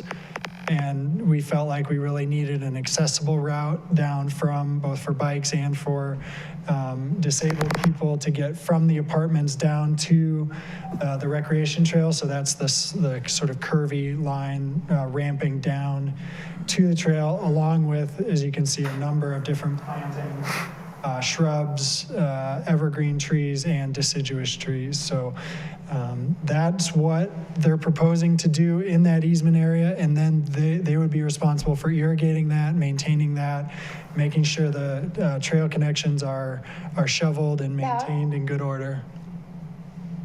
That happens once in a while. Oh, okay. It's not just me. No. That's good. You're not special. Well, you are special, but Not tonight. I'm not hearing things. no. So that's how it's currently laid out. So as we discussed at the other hearing, this is a pretty straightforward and low-cost way for the city to sort of facilitate another dense new residential project. Helps to achieve the affordability and economic opportunity strategic plan goals, as well as some comprehensive plan and housing plan goals. And I think you'll recall when we were talking about it, I raised the issue and sort of asked for any preliminary feedback from council. There didn't seem to be any concerns at that time. Obviously happy to take any questions at this point, but based on the preliminary conversation and the work we've done since then with Parks and Rec, with the city attorney's office, we feel like we're at a good place to move forward with this easement. Excellent. I would like to open the public hearing then. Do we have any public here in person that would like to speak to this? No? How about, Tom, do we have anybody online? We do not, Mayor. Great. Okay, I'll go ahead and close the public meeting. Councilors, do you have any questions for staff? Okay, great. Do we have a motion? Do we need a motion? Yeah. The motion's essentially on the screen there to prepare an ordinance and bring it back. Do we have, so we don't have an ordinance yet? No, not yet. I'll move to approve KB Durango Inc.'s requested easement for the installation of emergency access and associated improvements, and direct the city attorney to prepare the necessary ordinances. Second. Any further discussion? May we have a vote, please? Mayor Pro Tem Nosworthy? Yes. Councillor Buell? Yes. Councillor Bosman? Yes. Councillor Youssef? Yes. And Mayor Baxter. Yes, thank you. Okay, now we're on to 12.2.1, a public hearing to consider the Gage Apartments annexation and initial zoning. Mark, hi.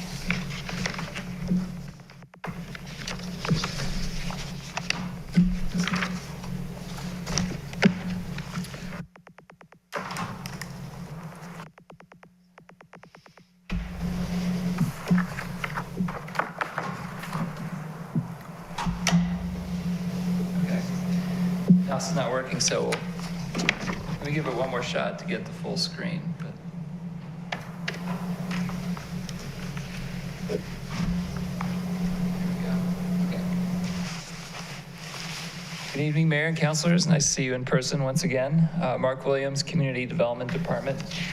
And as the Mayor said, this is the annexation and initial zoning for the Gage Apartments, also known as the Escalante Addition Annexation. Right. There was an earlier version. Share your screen. We just have to view our team. It's not shared. Right, but that's. You on Zoom? Yeah.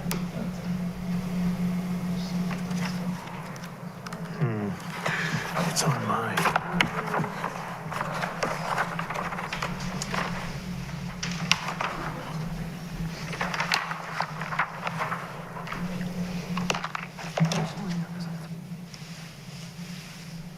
Okay, sorry about that.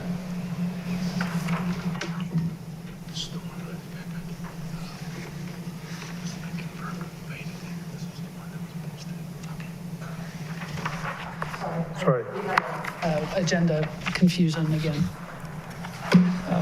So we're looking at the annexation and zoning of this property today. Annexation addresses some of the bigger issues in terms of whether the annexation is feasible in terms of the density and land use, availability of services. Typically, we would also be reviewing the site plan. That was not the case for this instance, and they're not required to be reviewed together. Planning Commission will be reviewing the site plan on March 28th.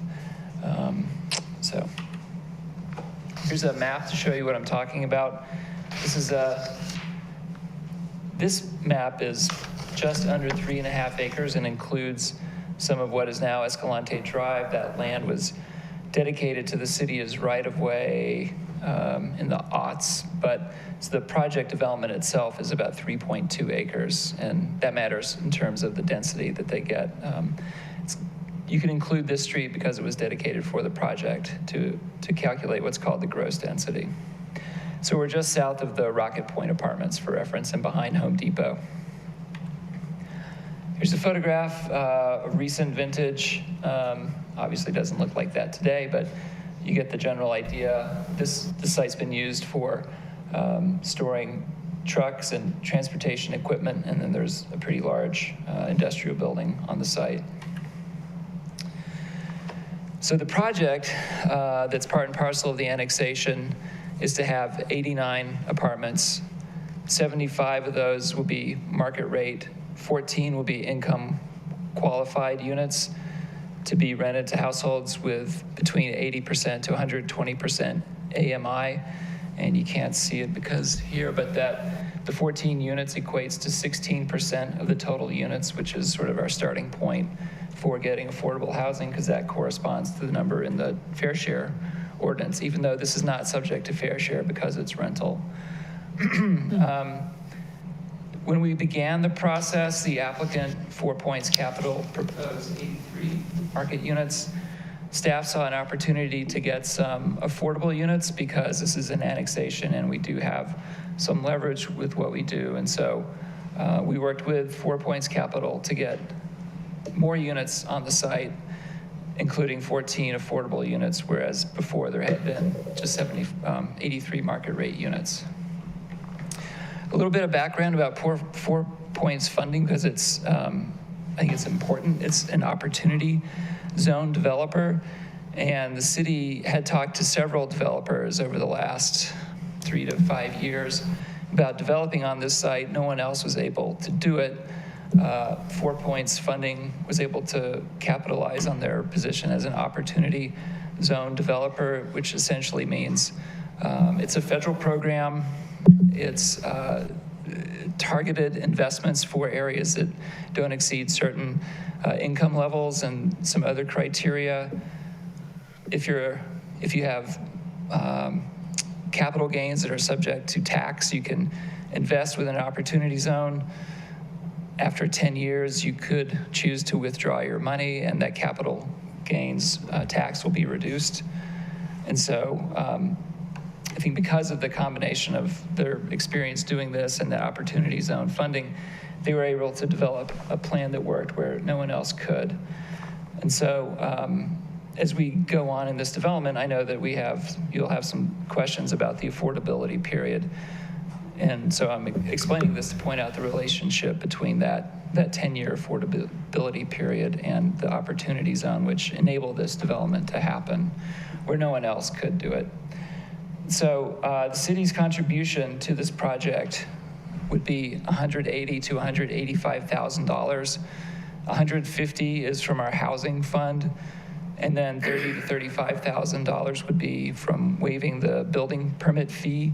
We would know that exact amount until we reviewed the project. It's based on the value of the materials. So, but it's $100,000 to $185,000. And then, in turn, the benefit for the future residents would be between $600,000 and $650,000. There's also a range there because as you project out into the future, it's impossible to know what the future rents will be. These rents are pegged to CHAFA levels for affordability in Durango, or La Plata County, actually. So, they'll go up probably. They could go down a little bit, which is unlikely, but they will change. The exact change is, it's impossible to predict. This is a chart to briefly explain the differences between the original and the revised projects.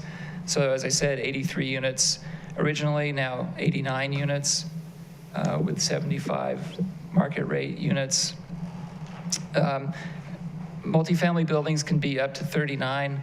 The developers anticipate they'll be about 37 feet maximum, but they could go up to 39. That wouldn't violate any city regulations on height. Because of the way that our city's parking regulations are written, they'll probably have a little bit fewer 3-bedroom units and more 1-bedroom units, which will actually decrease the parking requirement by 6 to 8 spaces. And because of the way the buildings were laid out, they were actually able to use some of those existing spaces of 3-bedroom apartments to create multiple smaller, affordable apartments without increasing the footprint or the height of the building. So there's more density on the ground because there are more units, but the physical impact really is pretty limited because the building dimensions haven't changed and the parking won't change, or the parking will actually go down even though there might be a few more cars. And then in terms of the density, this is one of the issues that came up when the city hosted a public information meeting with the neighbors who live around there. We noticed people within 300 feet, which is what we typically do for a project like this, but we also noticed all the residents on River Oaks Drive, which goes pretty far to the west. And so they were concerned with things like traffic generation, lights from the new buildings. Density was a big one. And so as you can see, right now with 83 units, which was the original proposal, they'd be just under the 24 unit per acre threshold for high density residential. But the LUDC, the Land Use Development Code, allows that figure to go up to 25 dwelling units an acre DUA if affordable units are provided. And that's actually if 16% of the units that are in the project are affordable or attainable. So that gets us to around 87 units. And then there are also multiple comprehensive plan policies that encourage more density if it enables affordable or attainable housing. And then I cited these two specific comp plan policies, and those are also in the agenda doc and the staff report.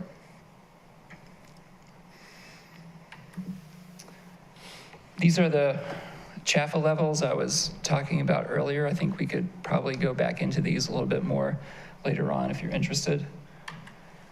And then for general reference, this is the site plan. So 3 buildings. This is along Escalante Drive. Escalante Drive is behind the shared screen. And then first building, second building, third building, with parking and access on a U shape. I think you can probably make out that there are some EV parking spots, and so they'll have EV ready spots that are ready or will be ready after construction for electric vehicles, plus a number of other spots that can easily be converted to provide more electrical vehicle charging if that's required, and detention on the southwest corner. This is a rendering of what the project will look like. So this is it right here. This is Rocket Point Apartments. So the 3 buildings, 1, 2, and 3. And then the Boulders townhomes just to the south. And then earlier I mentioned inviting the neighbors on River Oaks Drive. And so that includes all the residents over here. And just a couple renderings to show you, give you an idea of what the project will look like once it's done. This will actually go to the design review board in April before it gets any final approvals. And then one more. And so the project conforms to the strategic plans, affordability, and economic opportunity section, which is on the screen, but I can't read all of it.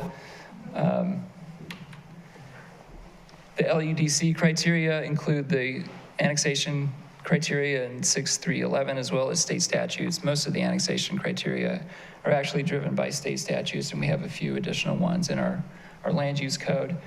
And then also with Division 212 for establishing zoning and to the staff, the annexation and initial zoning criteria match. As I mentioned earlier, we had a public meeting on January 11th. There were 7 residents there, and I included their comments in the Planning Commission staff report, which was part of this. And so here's the motion. I think we'll probably come back to this instead of me reading it right now. And I'll be happy to take any questions about process or the details on the ground, but we also have Eva Henson here, who's our Housing Innovation Manager. And if we want to get into the details of some of the housing questions, she's here to help answer those questions. Okay, well, I will go ahead and open the public hearing, right? We also have the development. I was going to go ahead and do the public hearing, and then that way they could address any questions that might come up in public hearing, and that would might be easier. Is there anybody here from the public to make a comment? And how about Tom online? Do we have anyone? We do not, Mayor. Wonderful, then I'll go ahead and close the public hearing. Do we have the applicant here who'd like to say something? Do you mind? Yeah, please. So, is it better if I speak here? Yes, yes, please. Good evening. My name is Stephanie Copeland. I'm the managing partner of 4 Points Funding, and we are building housing across the state. We leveraged an Opportunity Zone fund about 3 years ago. We raised it. I worked for Governor Hickenlooper running economic development for the state and designated the opportunity zones in the state. And just a little bit of clarification around opportunity zones, they were federally designated census tracts that essentially met new market tax credit criteria. And we at the governor's office had to designate the eligible census tracts. We worked with the communities around the state to do that. So I'm really pleased to be able to bring the funding into markets around the state. We're developing in about 1,000 units of apartments around rural Colorado only. I'm not developing in Denver or any part of the Front Range because there's already enough capital flowing there. We really wanted to bring it into places that were otherwise ignored by institutional investors. This property we are not looking, this is not a federally subsidized program. It's not, our investors are all market rate investors. They're looking for normal market returns. But we build to a particular product type that by definition, will not chase the highest rates, will not be amenitized like Rocket Point is, or the new apartment building that's going next to the hospital will be amenitized really to be affordable for the average workforce.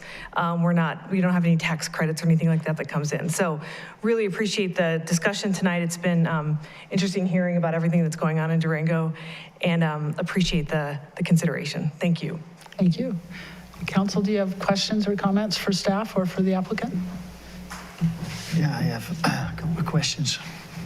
Shall I take the lead? Thank you for presenting that and the brief comments. Good to see the opportunity zones bring in opportunities. It's good to see 89 units coming up. I also appreciate the questions posed by the planning department, the planning commission, I should say.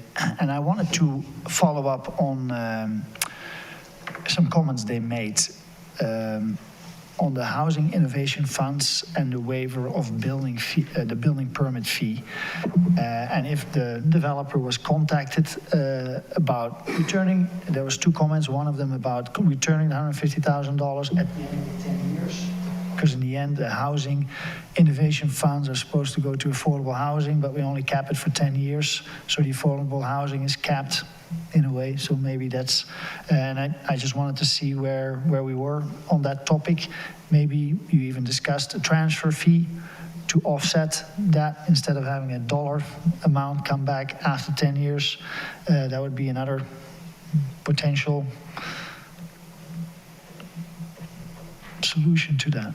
Okay, so yes, we talked with 4 Points about different funding mechanisms and plans after the Planning Commission meeting.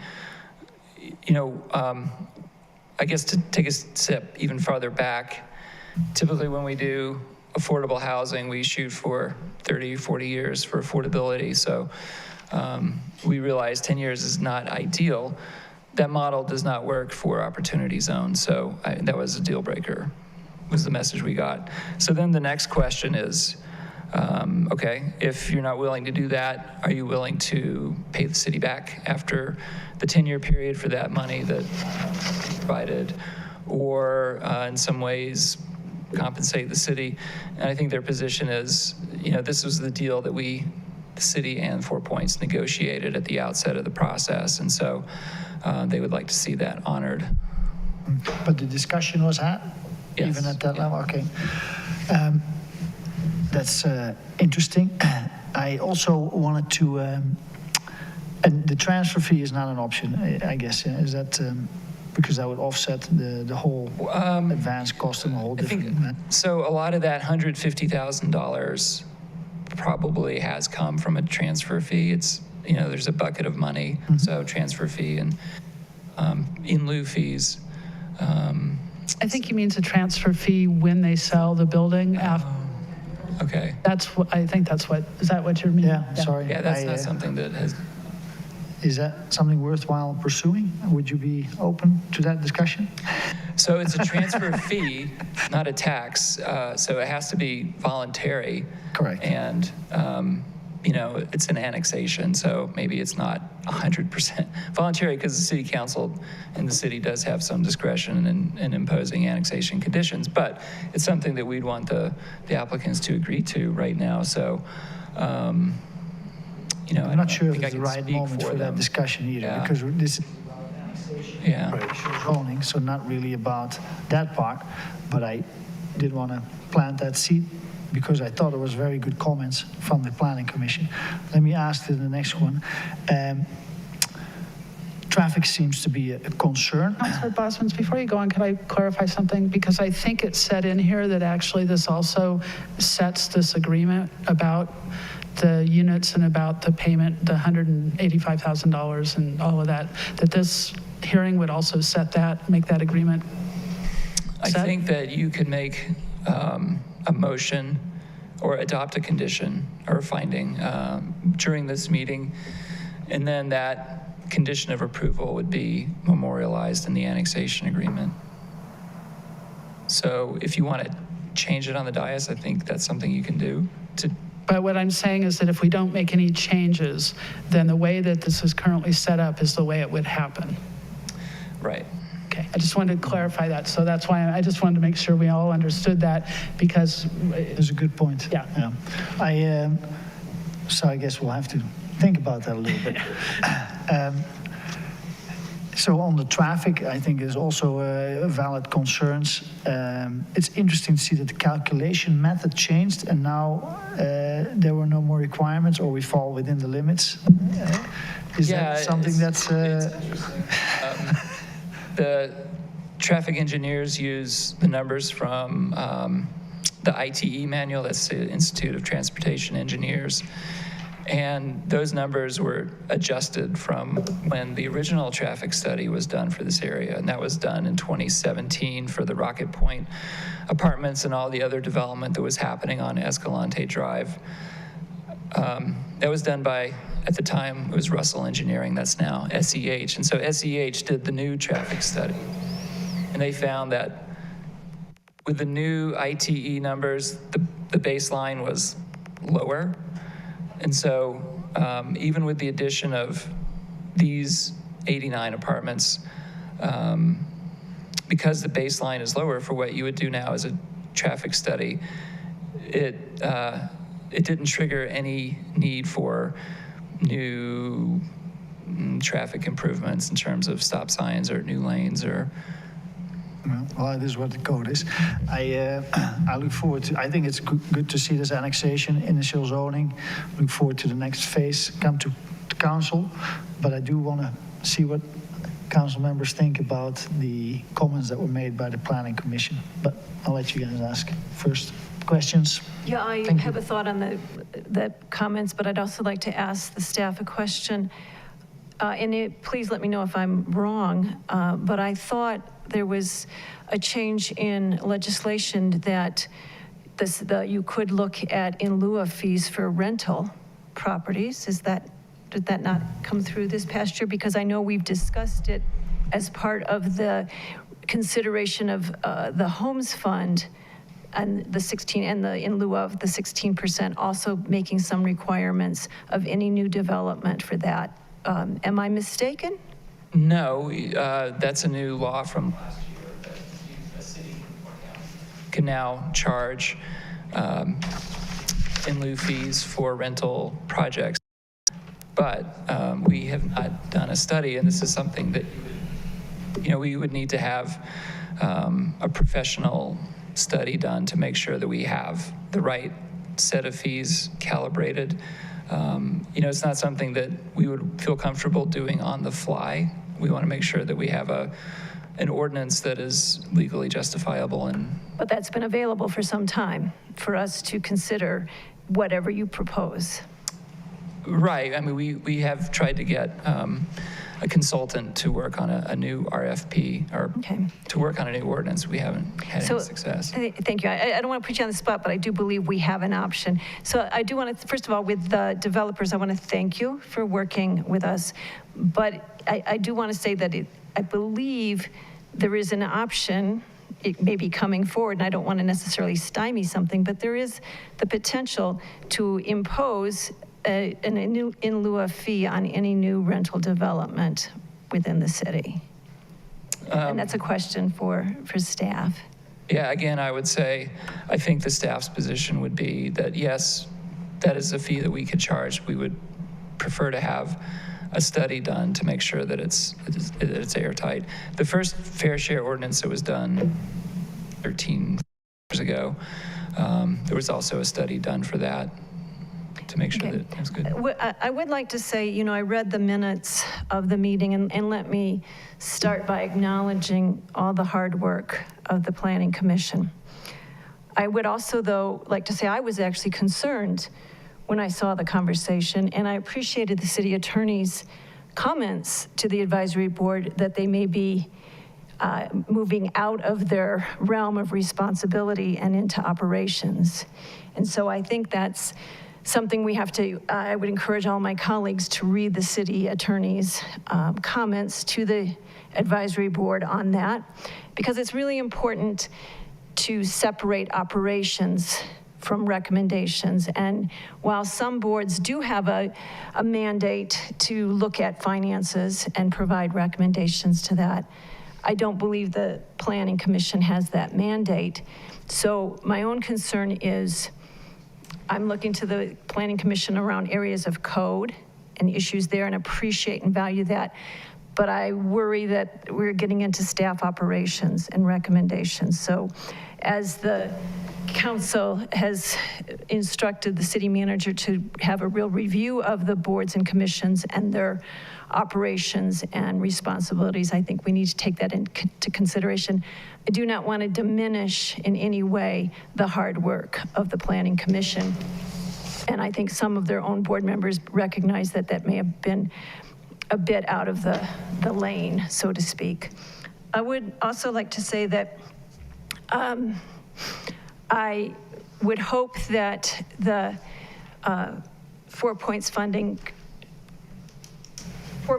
yes, that you would understand that this is a first and it may take some discussion along the way, but I also want to recognize the staff and their recommendations. And so I don't necessarily, I want to balance what you think is a good investment, a good return on that, with what we also have the legal rights to actually impose.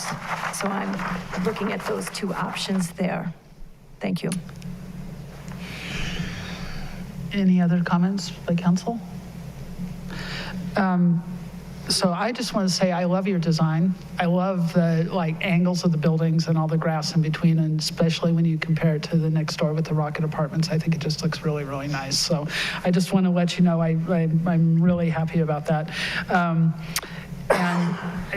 again, it has nothing to do with your project. Some of the conversation we're having specifically to your design and everything, it's more about this is new territory we're going into, and so we're trying to kind of figure out up here on the dais policy almost, if you will. So bear with us, and I apologize for that. But I'm going to disagree with you about the Planning Commission. One of their positions is, one of their things we've tasked them with is to make policy recommendations to council.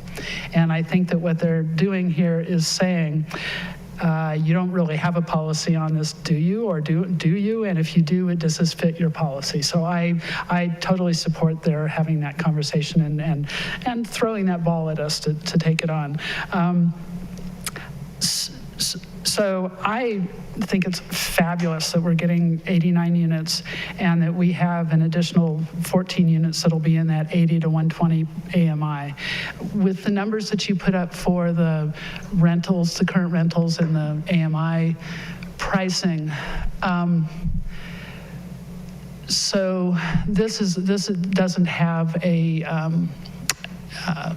what we're currently kind of our rental market is in it. We did ask, Eva did send that to us today though. And so the current market for 120 AMI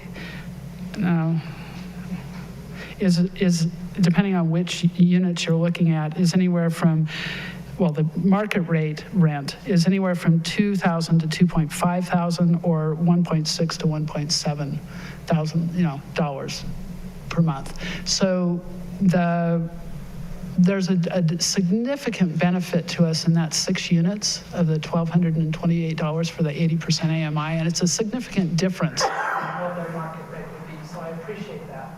And also the 100% AMI is pretty good too. The 120 is almost, at this point, is almost kind of 6s. So not that that has anything to do with a decision, but it's interesting data, and I think it just shows that we don't have enough data about our rental market, and that it has drastically changed this past summer, drastically gone up. So my only concern about the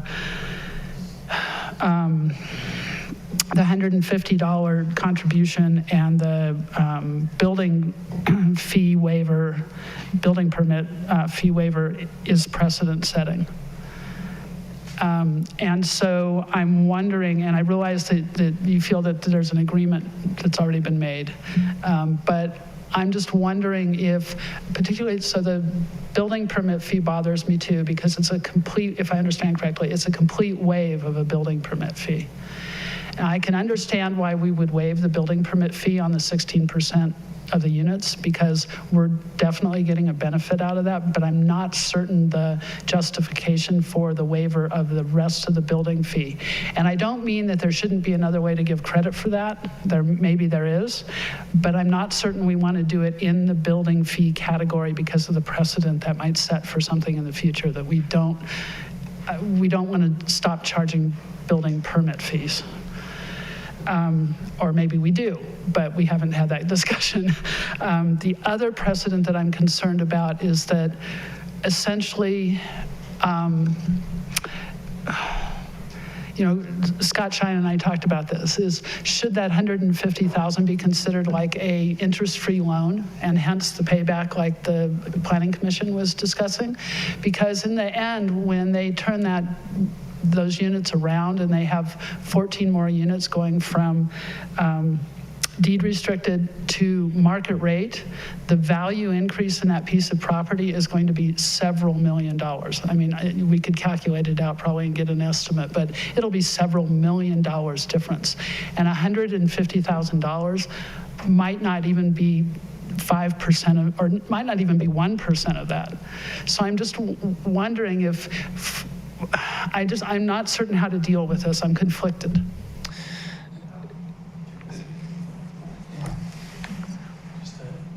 Thank you for being open and honest about the sort of tension, and it is new territory. I wanted to just say a couple things, and then Stephanie came over and mentioned a few things as well. The state bill that was passed enabled municipalities to adopt their own program to apply an affordable, attainable requirement to rentals. So in order to apply that, we would have to write our own ordinance and get that all set up. So I just wanted to make sure that was clear. So because this is an annexation, we had this negotiating ability to talk to them and say, we know when you get to council, housing is on everybody's minds. They're going to want to see some level of affordable, attainable housing as part of this. Mark and Eva and I all were in those conversations, and a way that we sort of helped to move those conversations along was say, we have this housing impact fund. We can provide a little bit of money to help pay for infrastructure. Building permit fees are not a ton of money for us, so maybe we could waive that too. So it was a way that we sort of got to the table and talked to them. It's a $30 million project, and so $180,000, you can do the math on that. I'm pretty sure 4 Points would just say if it's going to be a cause of contention, then it's not a make or break for their project. What it was a way for us to, use some of the funds that we have, show a real earnest desire on our part to say, look, we really want the added density, we want the rent restrictions, and this is what we can do to help nudge that along. I think it was a earnest effort, and then it caused a little bit of confusion and concern at Planning Commission. If it's gonna cause concern for you, I think they would say we appreciate the effort, but it's not going to make or break their project. They don't need the contribution. I feel bad about that because I tried to work out an arrangement, but it is new territory. We're figuring it out. We have to think about what is the opportunity cost for that money if we could use that somewhere else. But we've worked really hard to make it a relatively straightforward process for them to move through in a timely manner. So we've done other things to show support, but I think they would say, if this is really heartburn, if it's jeopardizing the outcome of the hearing in any way, they're not, they don't need that contribution. Is that accurate? We actually hear from the developer to say that. Absolutely. So first of all, thank you. And we've been trying in earnest to thread this needle where we don't get subsidy from particularly local municipalities because of the pressure you're already under, knowing that very well. So, and Scott and I, Mark and I spoke about this a few times. In all earnest, we would be happy. A tax-free loan would be great, and $150,000, I would never say no to it. But it will not make. It will, to your point, will not stop the project from going forward, and therefore, we would sincerely just take that portion off the table in this annexation request. I think it's both better for Durango and better for this council for it not to set precedent if that's creating heartburn. And it was a way that they came to us to say, this is why we'd like, it was a way for them to start the conversation with us and why they ended up where we did. So the restricted rent costs would still be there for 10 years? For 10 years, that's right. So the additional units give us a little bit more efficiency on density, and it lowers a tiny bit our cost per square foot to build, so that's helpful to us.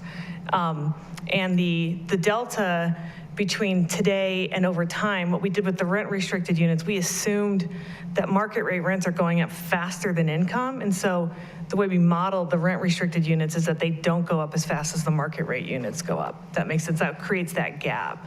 So hopefully that's clear, and thank you again. I will say real quick, I appreciate like our team's desire to partner with developers and trying to make this work and pencil out.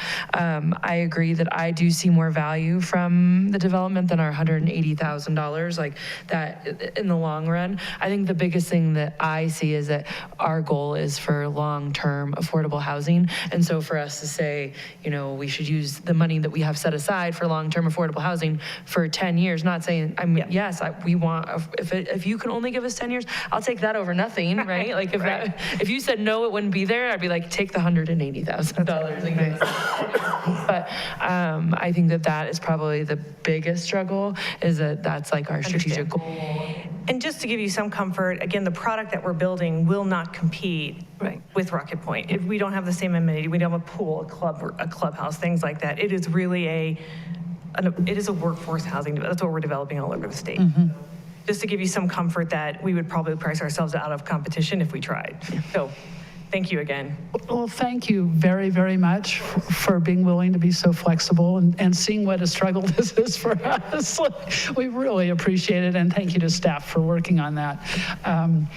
So with that contribution. I'll say it under discussion, and I have something else to add to them. Yeah, well, go ahead, and then I'll say what I was going to say next. So a couple of things. A huge thank you for responding in real time and for not having this drag out. So I appreciate that wholeheartedly. I too appreciate the design, what you're going to be doing, and to Councilor Buell's comment, I'll take 10 years over nothing any day. And also to the staff, you were taking a chance, you were flying on something. I appreciate the risk taking. And I also think that sometimes it's a great lesson to learn of what you can actually negotiate in real time. And finally, I would like to put a little nudge to the city manager, not directing the staff, that I'd really like to see a draft ordinance on how to deal with what we have the right to do in our rental agreements, which is to impose an in lieu of fee. So I'd like to not necessarily have to keep waiting for a consultant to help us with both the home ownership and the rental. I'd like to get that rental taken care of since we have so many potential products on the line. And then let me end again with a huge thank you to the developers and to the staff. I'd agree with that. Like if that's what comes out of this is maybe a little in lieu rental agreement. Jose's been hearing this. As a matter of fact, I think he made the comment, if I hear the counselors say that one more time. So given this conversation, Dirk, what do we do here? We need to put the motion back up there. I have it here. Well, the removal. We'll modify. Well, we need to modify it. So what do we need to do? I think what we need to do is make it clear as part of the motion. Actually, the document that will be changed the most will be the annexation agreement, as I understand it. So I think what we can do is, yeah, there it is. Yeah, we haven't written the annexation agreement yet, so we can write that in as we need. So is there anything in this motion that would need to be changed based upon our conversation? Yeah, because it refers to all conditions listed in the statute. Okay. So we need to change that portion of it. Conditions discussed in... All conditions in the report other than the proposal to waive the building permit fee and to make a contribution. So it's the direct subsidy, the $150,000 direct subsidy, and the building permit fee. Yes. Those are the two Right. things. Okay, so if you could say with the exception of the $150,000 direct subsidy and the waiver of the building permit. Shall I just give it a shot? Oh. I thought, I thought Jessica. Okay, go ahead. Yeah. Okay. I think we talked too much. I'll move to approve the gauge addition, annexation, and initial zoning of RH with all conditions as listed in the staff report and adopt, except, other than the proposal to waive the building permit fee and the direct subsidy, and adopted during the public hearing process, and direct the city attorney to write the annexation ordinance for the city council approval. I have no, was that? I'm going to make one friendly, if you don't mind. The $150,000 in direct subsidy, I think we need to be specific about that since it's there. Is there That's so moved. a second to that? Second. Oh, Melissa got it. Sure. Any further discussion? Thank you. Thank you again. Thank you. Yes, awesome. May we have a vote, please? Councillor Youssef? Yes. Councillor Buell? Yes. Councillor Bosmans? Yes. Mayor Pro Tem Noseworthy? Yes. And Mayor Baxter? Yes. Wonderful. We look forward to watching it get built. Yes. Okay, so now we are on to 12.2.1. No, that's that one. Right, did we just do? We're 13.1. No, actually, there's one in the middle. Let's see, where is it? Yeah, 13.1 and 13.2. Okay, 13.1, because there is one missing from this one, 13.2. An ordinance granting a La Plata Electric Association an easement located on city-owned property to accommodate power line improvements and add a new underground power line to serve the new Animas High School and declaring an... Yes, you have in your packet a proposed ordinance to grant that easement to La Plata Electric to serve, along with easements across other private property between this property and the new Animas High School, to provide electricity to the new high school. This was subject to a hearing at the last meeting. There were a number of questions raised by particularly Mayor Pro Tem regarding the value of the property and some requesting some additional details about that issue. So Bryce Bierman had prepared some additional documentation in the form of an agenda doc and included an additional map. So I'm open to answer any further questions if those additions aren't sufficient to answer the questions that were raised.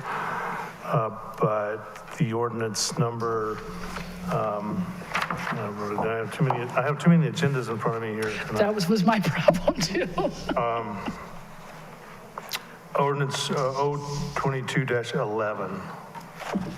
So I guess I'd first ask if the additional information provided what. It did. Thank you very much. Are there any questions for the city attorney about this agenda item? All right, so do we have a motion? I'll move to approve ordinance number O-2022-11. I'll second. Any further discussion? May we have a vote, please? Councillor Youssef? Yes. Councillor Buell? Yes. Councillor Bosmans? Yes. Mayor Pro Tem Noseworthy? Yes. And Mayor Baxter? Yes. Item 13.2, an ordinance amending portions of section 25-30 of chapter 25 of the Code of Ordinances of the City of Durango for purposes of amending the rates for water service.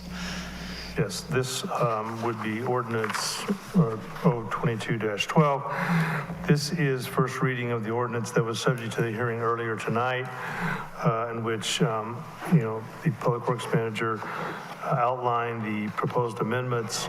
I worked closely with Jared to put together this ordinance to reflect the recommendations of the IAB and staff. So it's ready for first reading tonight. Again, it's 022-12. Are there any questions for Jared or the city attorney on this item? May we have a motion, please? I'll move to approve ordinance number O-2022-12. Second. Any further discussion? Have a vote, please. I'm very happy to see this make it this far after all this time, so good. Excellent. May we have a vote, please? Mayor Pro Tem Noseworthy? Yes. Councilor Buell? Yes. Councilor Bosmans? Yes. Councilor Youssef? Yes. And Mayor Baxter? Yes. And so on to general business items. 14.1, consideration of a proposed tax increment finance TIF agreement between the City of Durango and the Durango Renewal Partnership, URA.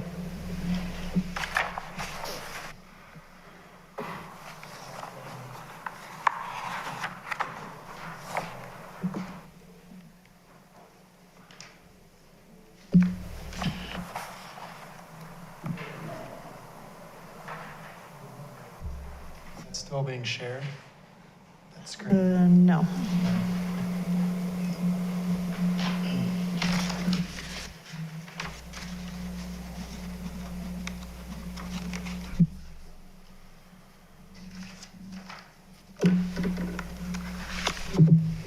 Thank you, Madam Mayor, members of the council. Scott Shine with Community Development. So now that the North Main Gateway Plan has been approved, this is the document that sets up the terms between the URA and the city about contributions of tax increment revenue and any other sort of guidance around the use of those funds.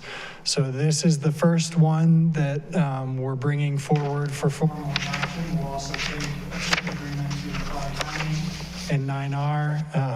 The bid kind of only has 2 properties.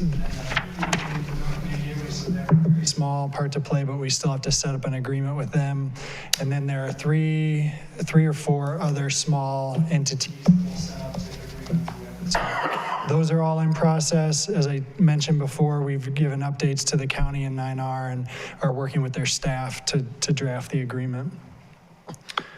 So just as a quick summary, the draft that's in your packet proposes to allocate the TIF from the 5 mil levy that the city levies on property and the general fund portion of the sales tax, and not the 3.5% of the city sales tax, but just the 2% that is the general fund portion. This is the same as the Midtown Agreement, except in the Midtown Agreement, there was also a recognition of, it was about $160,000 annually that Midtown generated for property tax, and the council's desire was to allocate that back to the URA to use that revenue as well. This does not include that sort of additional annual appropriation, just the 5 mil levy and the general fund portion of sales tax. You can see the estimates here based on the impact report that we prepared based on kind of projected development. These are the estimates of revenue generation both annually and over the next 25 years. As I think some of you pointed out, the value in TIF is that it grows over time as new development happens. So this, for example, $14,500 annually, that's not what we start with. That's just the annual amount over 25 years. We're going to start with less than that. And just to illustrate kind of the power of the partnership between the different entities, so you can see this says about $14,500 annually. The annual projected amount for all of the entities and all of the TIF agreements is about $111,334. So the city's portion is much smaller than the overall other entities' contribution as far as property tax, but the city's also giving sales tax, which the other entities don't have. So I think that does illustrate the power of having multiple entities contribute to this work. So that's the projected impact. I'm happy to answer questions about that. Otherwise, you have a resolution in your packet. The URA board has approved the TIF agreement from their side, so now the city would need to approve it from our side. Thank you. Councilors, any questions? Yeah, I have questions. So first, I appreciate that sheet you just showed because it confirms one of the comments I had made that sales tax is all from the city anyway, and the property tax that was estimated, no, actually the sales tax that was estimated in the impact study from the consultants applied the full 3.5%. And the actual number that we had for Midtown and which you're applying to this one is 2%, which is cutting it in half.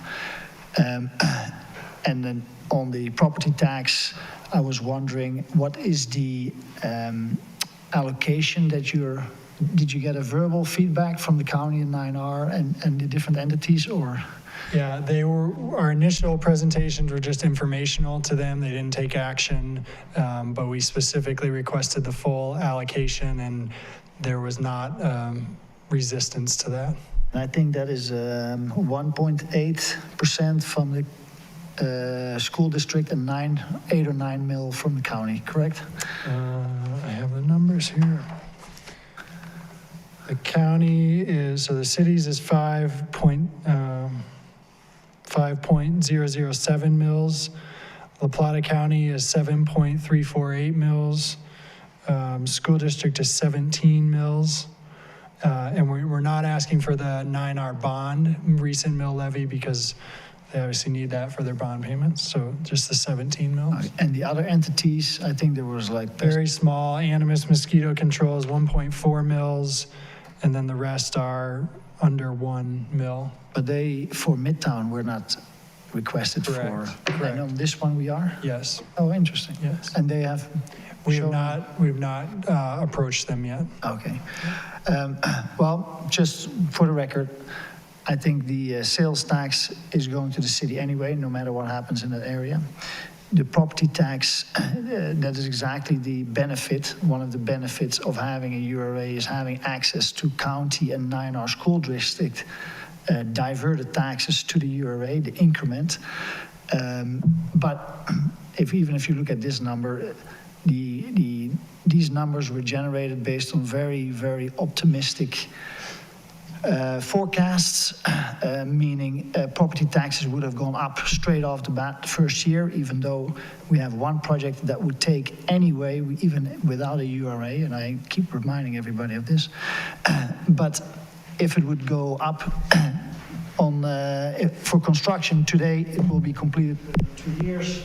So the property taxes would not show up in 2 years. And if you look at the impact study done by the consultants, they have shown instant revenue that was diverted to the URA. So there's plenty of comments I can make on this. Obviously, I don't support it, but I think the rest of council does. And as such, we are a democratic process, and I'll leave it at that. So I wanted to make a comment about a couple of things. And one of the things is that the reason why the sales tax is projected to be as high as it is because of future development that is supported, encouraged, occurs because of the URA. The sales tax, in most cases under these URA setups, without the URA does not increase to this total. And that's where the power of the URA comes from. Because of the redevelopment, because of the improvement, we get more sales tax than we would have gotten otherwise. And that's where the incremental financing is so powerful. Now, I don't know if their sales tax forecasts are optimistic or not. I'm not certain how you know that, but I think that they probably are conservative because they want to actually create a situation where we're being very conservative about our choices and that we actually far exceed them. That's the goal here, is that we make good decisions based upon conservative information, and then hopefully we get more out of it than we actually even anticipate. So even at this conservative level, this is a great return, a great reinvestment. So I'm very excited about it. Any other comments by council? I agree. I'm super excited. Oh, sorry. Sit down. Just kidding. Good to see you. Super excited. I think that the excitement by the community development staff can be seen in the URA presentations and what you give. The URA board that supported this and the recommendation. I think a lot of the council that supports this. Going forward, I just want to talk about real quick, like the integrity of the process, and that Mayor Pro Tem Norsworthy said, we don't always have to agree, and we don't always have to, we can have a difference in opinions, we don't have to support something, but as this goes forward, and it's like, fight for what you believe in, and but then when the governing body decides to go a route, get behind it and like how to make it the best possible that it can be from here forward, if that makes sense. I just think that even if you disagree with the outcome, like if the decision was made with integrity, and I think that's super important to realize, and that the passion of our staff and the passion of the URA board and of council. And so I just wanted to kind of focus on that, mostly because I kind of made a sarcastic comment earlier, and I wanted to apologize and just say I do agree with the integrity of the process, and I think that's super important. So, yeah. Melissa, no, I fully. Yeah, I fully support Absolutely. the process. I fully appreciate our partners in the URA, and they are knowledgeable about what they are doing and what they are investing in, not diverting, but investing in, because we all benefit from the outcome of what can be achieved with this concentrated effort. So again, thank you, and a big thank you to the bid. Even though they only have a few properties, they have a vested interest in the success of North Main. Thank you to 9R, thank you to the county, the staff, and the mosquito district. Yeah, it's been really enjoyable working, with them directly on the board. And I think that's been helpful to see the participation of the board members for all of us. So thank you to staff as well for all your time and focus on it. Yeah, it's an interesting side effect, isn't it, that we're actually creating partnership in a different way than we have in the past because of the URAs, so I appreciate that. Any other comments? What's this resolution number? 16, 2022-16. I move that we approve Resolution 2022-16. I'll second. Any further discussion? May we have a vote, please? Councilor Buell? Yes. Mayor Pro Tem Noseworthy? Yes. Councilor Bosman? No. Councilor Youssef? Yes. And Mayor Baxter? Yes. Thank you, everyone. Yes. Just wanted to say one thing, that I appreciate Councilor Bosman did reach out and ask some of these questions early on and provide that feedback, and I appreciate that, and I hope to get some more time with you and respond to questions, and then look to the future about how we can shape it in a way that you're excited about as well. So. No, I appreciate that, Scott. I don't have any problem with this passing. Don't get me wrong. I just think it's not a good financial decision. But the thing moved forward, so let's make it happen. So now we're on to item 15, council reports and actions. So does anyone have, I'm sorry, I just got distracted by the first one. Does anyone have any reports or actions that they'd like to bring forward? I'll be happy to go first. I had a chamber board meeting today, and the message is loud and clear that they're meeting live and they're excited about it. They have lots of happenings that they wanted me to share. The YPOD's social hour is meeting tomorrow, March 16th at 5:30 p.m. at Animas Brewing Company. What's a Young professionals of Durango. Thank you. I was going to say youth, but it's young. Okay, they're all young to me. Business after hours is this Thursday at True West Auto at 5 p.m.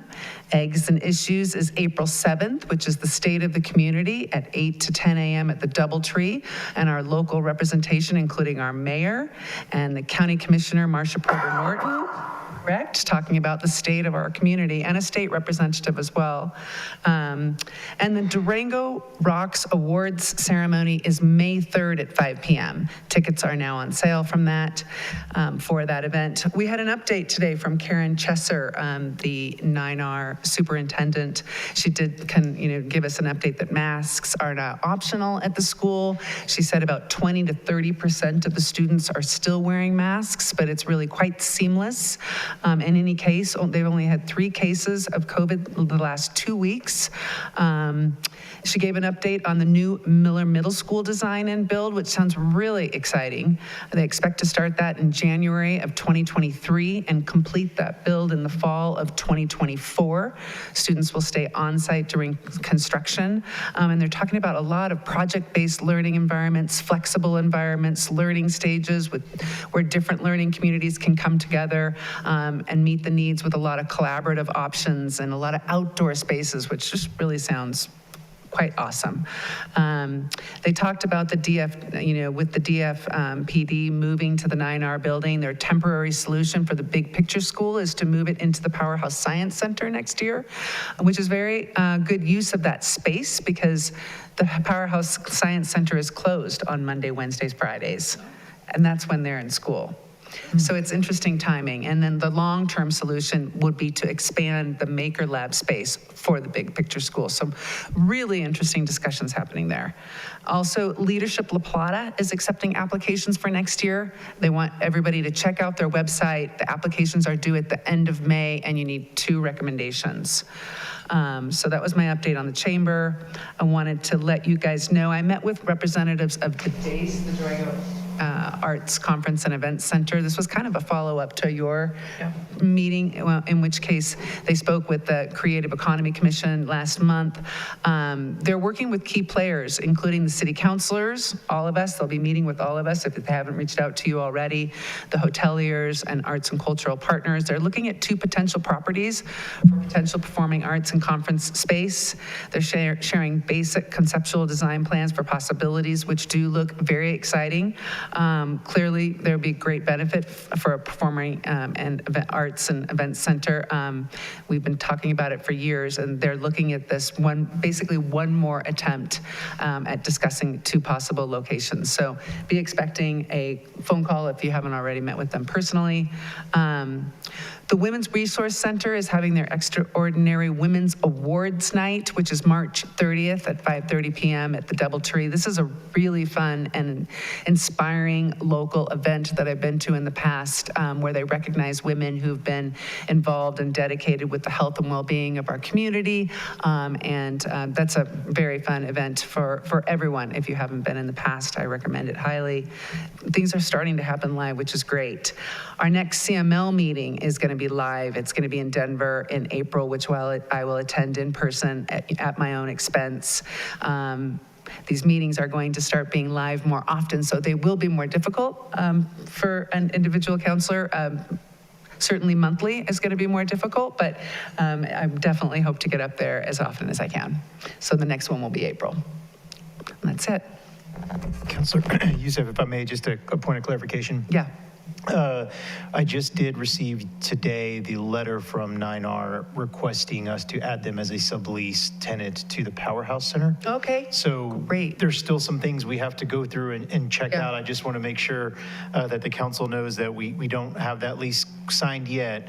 They've asked us to take a look into it, and I know Kevin and I have had meetings with 9R just on the traffic side and trying to get all of that important stuff out. So just want to make sure knows that in case somebody's like, did we already sign something? We have not yet. We've just received the request. And she did mention that she was in discussions with the city in this conversation, but I wanted to share that because those conversations are happening. Absolutely, absolutely. And I appreciate knowing that. Yeah. But she did mention that no leases have been signed. Okay, good. Other councilors? I can go if you guys want. I had the Parks and Rec Advisory Board meeting on March 9th. It covered let me see here.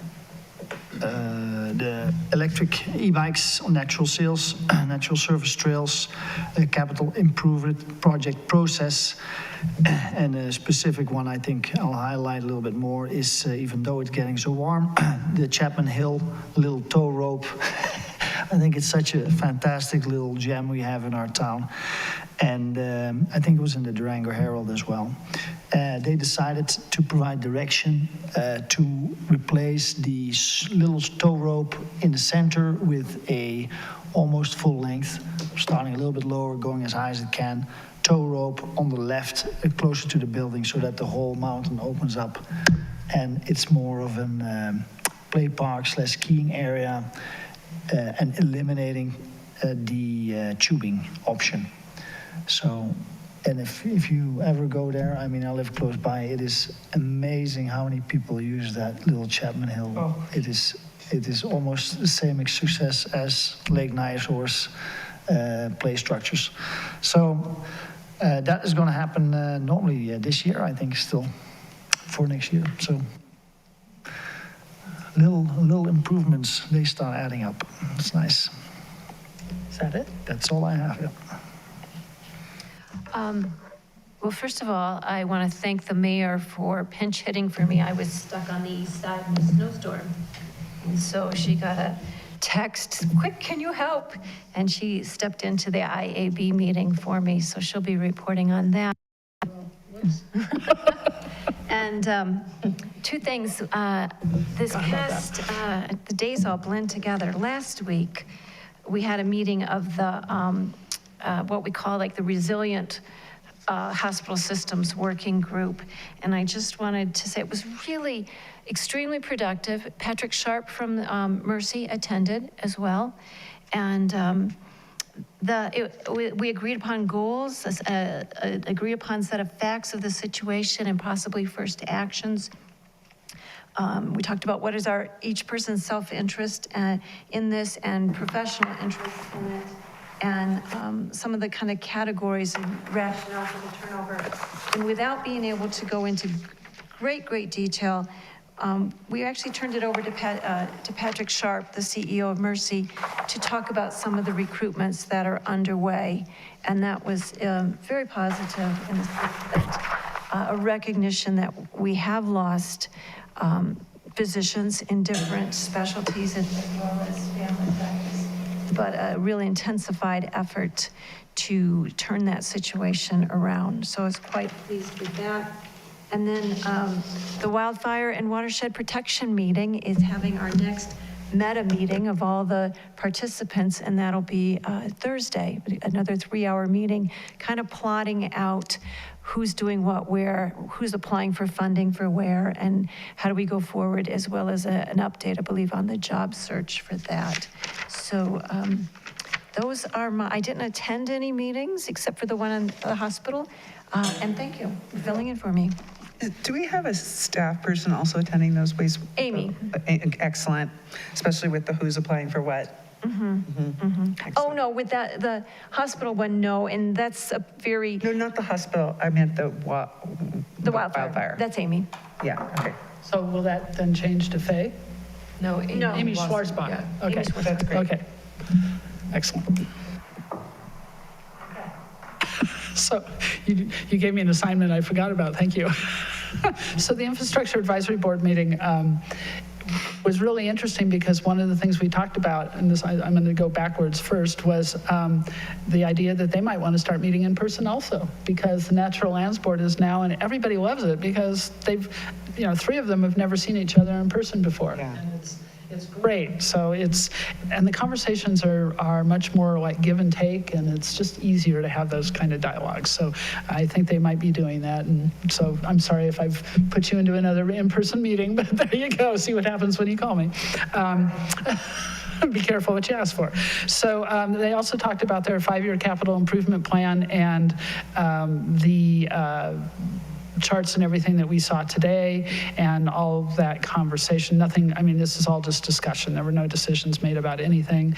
And the Utilities Department is looking for, I don't remember what the position was, Jose, that they're looking for. You might not remember the name of it either, but they're holding off kind of on their drought monitoring presentations and monthly water supply and demand until they get that person in there so that they can be reporting on that. So that's kind of what was happening with them. Was there something I missed? Because I know we went over it. That's it. Then the Natural Lands Preservation Board meeting, we just had some great conversations being in person. I tell you, it was awesome. They talked about the joint board subcommittee meeting that's meeting on the CIP process and how that, how the three boards, the multimodal, the Parks and Rec, and the Natural Lands Board can work together to achieve the goals of the community and not just the goals of each board, which I thought was really great. Also, they talked about the subcommittee that's meeting to discuss e-mountain bikes on natural surface trails other than Twin Buttes. And there's some concern about, so what's that subcommittee's purpose? Because they won't be recommending to council a decision, but what are they supposed to be doing? And the subcommittee, that's going to be that's going to be their first agenda item, is like, what's our purpose and who are we and who's our chair and all that kind of thing. So that could take quite a while, which is one of the reasons why I'm really happy that we're moving forward with the Twin Buttes approval, because I think that this discussion about e-bikes on natural surface trails in other areas is going to be much more complex given the different conservation easements and agreements and management plans, because each of those areas is unique under their own. In conversation today with Dirk, actually, an idea came up that I'm going to just kind of float out here and I'll bring up again in the future with the Natural Lands Board, but the idea that possibly the area at Three Springs would be another good e-bike location since it's on private property. And it's also conducive to some more of an ADA type of trail. So our OPMOD, our other mobility powered driven devices could possibly, that could be an area where they might be able to really take advantage of that and not be on the wrong side of any conservation easements or anything. So that, and I hadn't had that conversation yet, so I'll bring that up with them next time. They're also concerned about the homeless camp discussion that's going on about the tech center and its impact on the natural lands.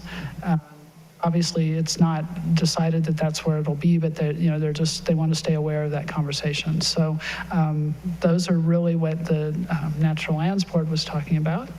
And then the Regional Housing Alliance we're in final negotiations with our independent contractor. I'm going to call him Moxie Capelli. It's two different contractors that are working together and for managing and developing the structure, as well as a plan forward for the RHA to get units on the ground. So that should be done fairly soon. And that same group is also the ones that are working with the Economic Alliance to produce where do we invest, how do we invest, what kind of dollars are needed for the whole community, not just for the city. Obviously, it's for everybody to figure that out. So that plan that they're working on for the Economic Alliance is kind of the first step in the RHA development of their structure, so that they're connected, which is great. And that's really about all that the RHA had. And then the Economic Alliance has been really successful at gaining grants, and they're working on more grants as to help with creation of things like the Moxie Capelli group is doing. So ways of studies and suggested ways to be the most effective with the money to create the most housing impact possible. And I think it's a great way to go. They're doing a great job. And then the Economic Alliance is also working on a storytelling strategy. So what is the Economic Alliance? Why are they there? What do they do? And how do they communicate that to their members as well as to the community at large and investors, both economic and development in our community? And it's been really fun because all of us were interviewed by the guy who's doing this, and I found it very, very entertaining. So I think that's all the meetings I went to. Any other comments or questions tonight? Well, I'd be remiss if I didn't announce that if you haven't heard, Lyle Lovett's coming to town. Tickets go on sale Friday. Someone's excited. Wonderful. On that note, meeting adjourned.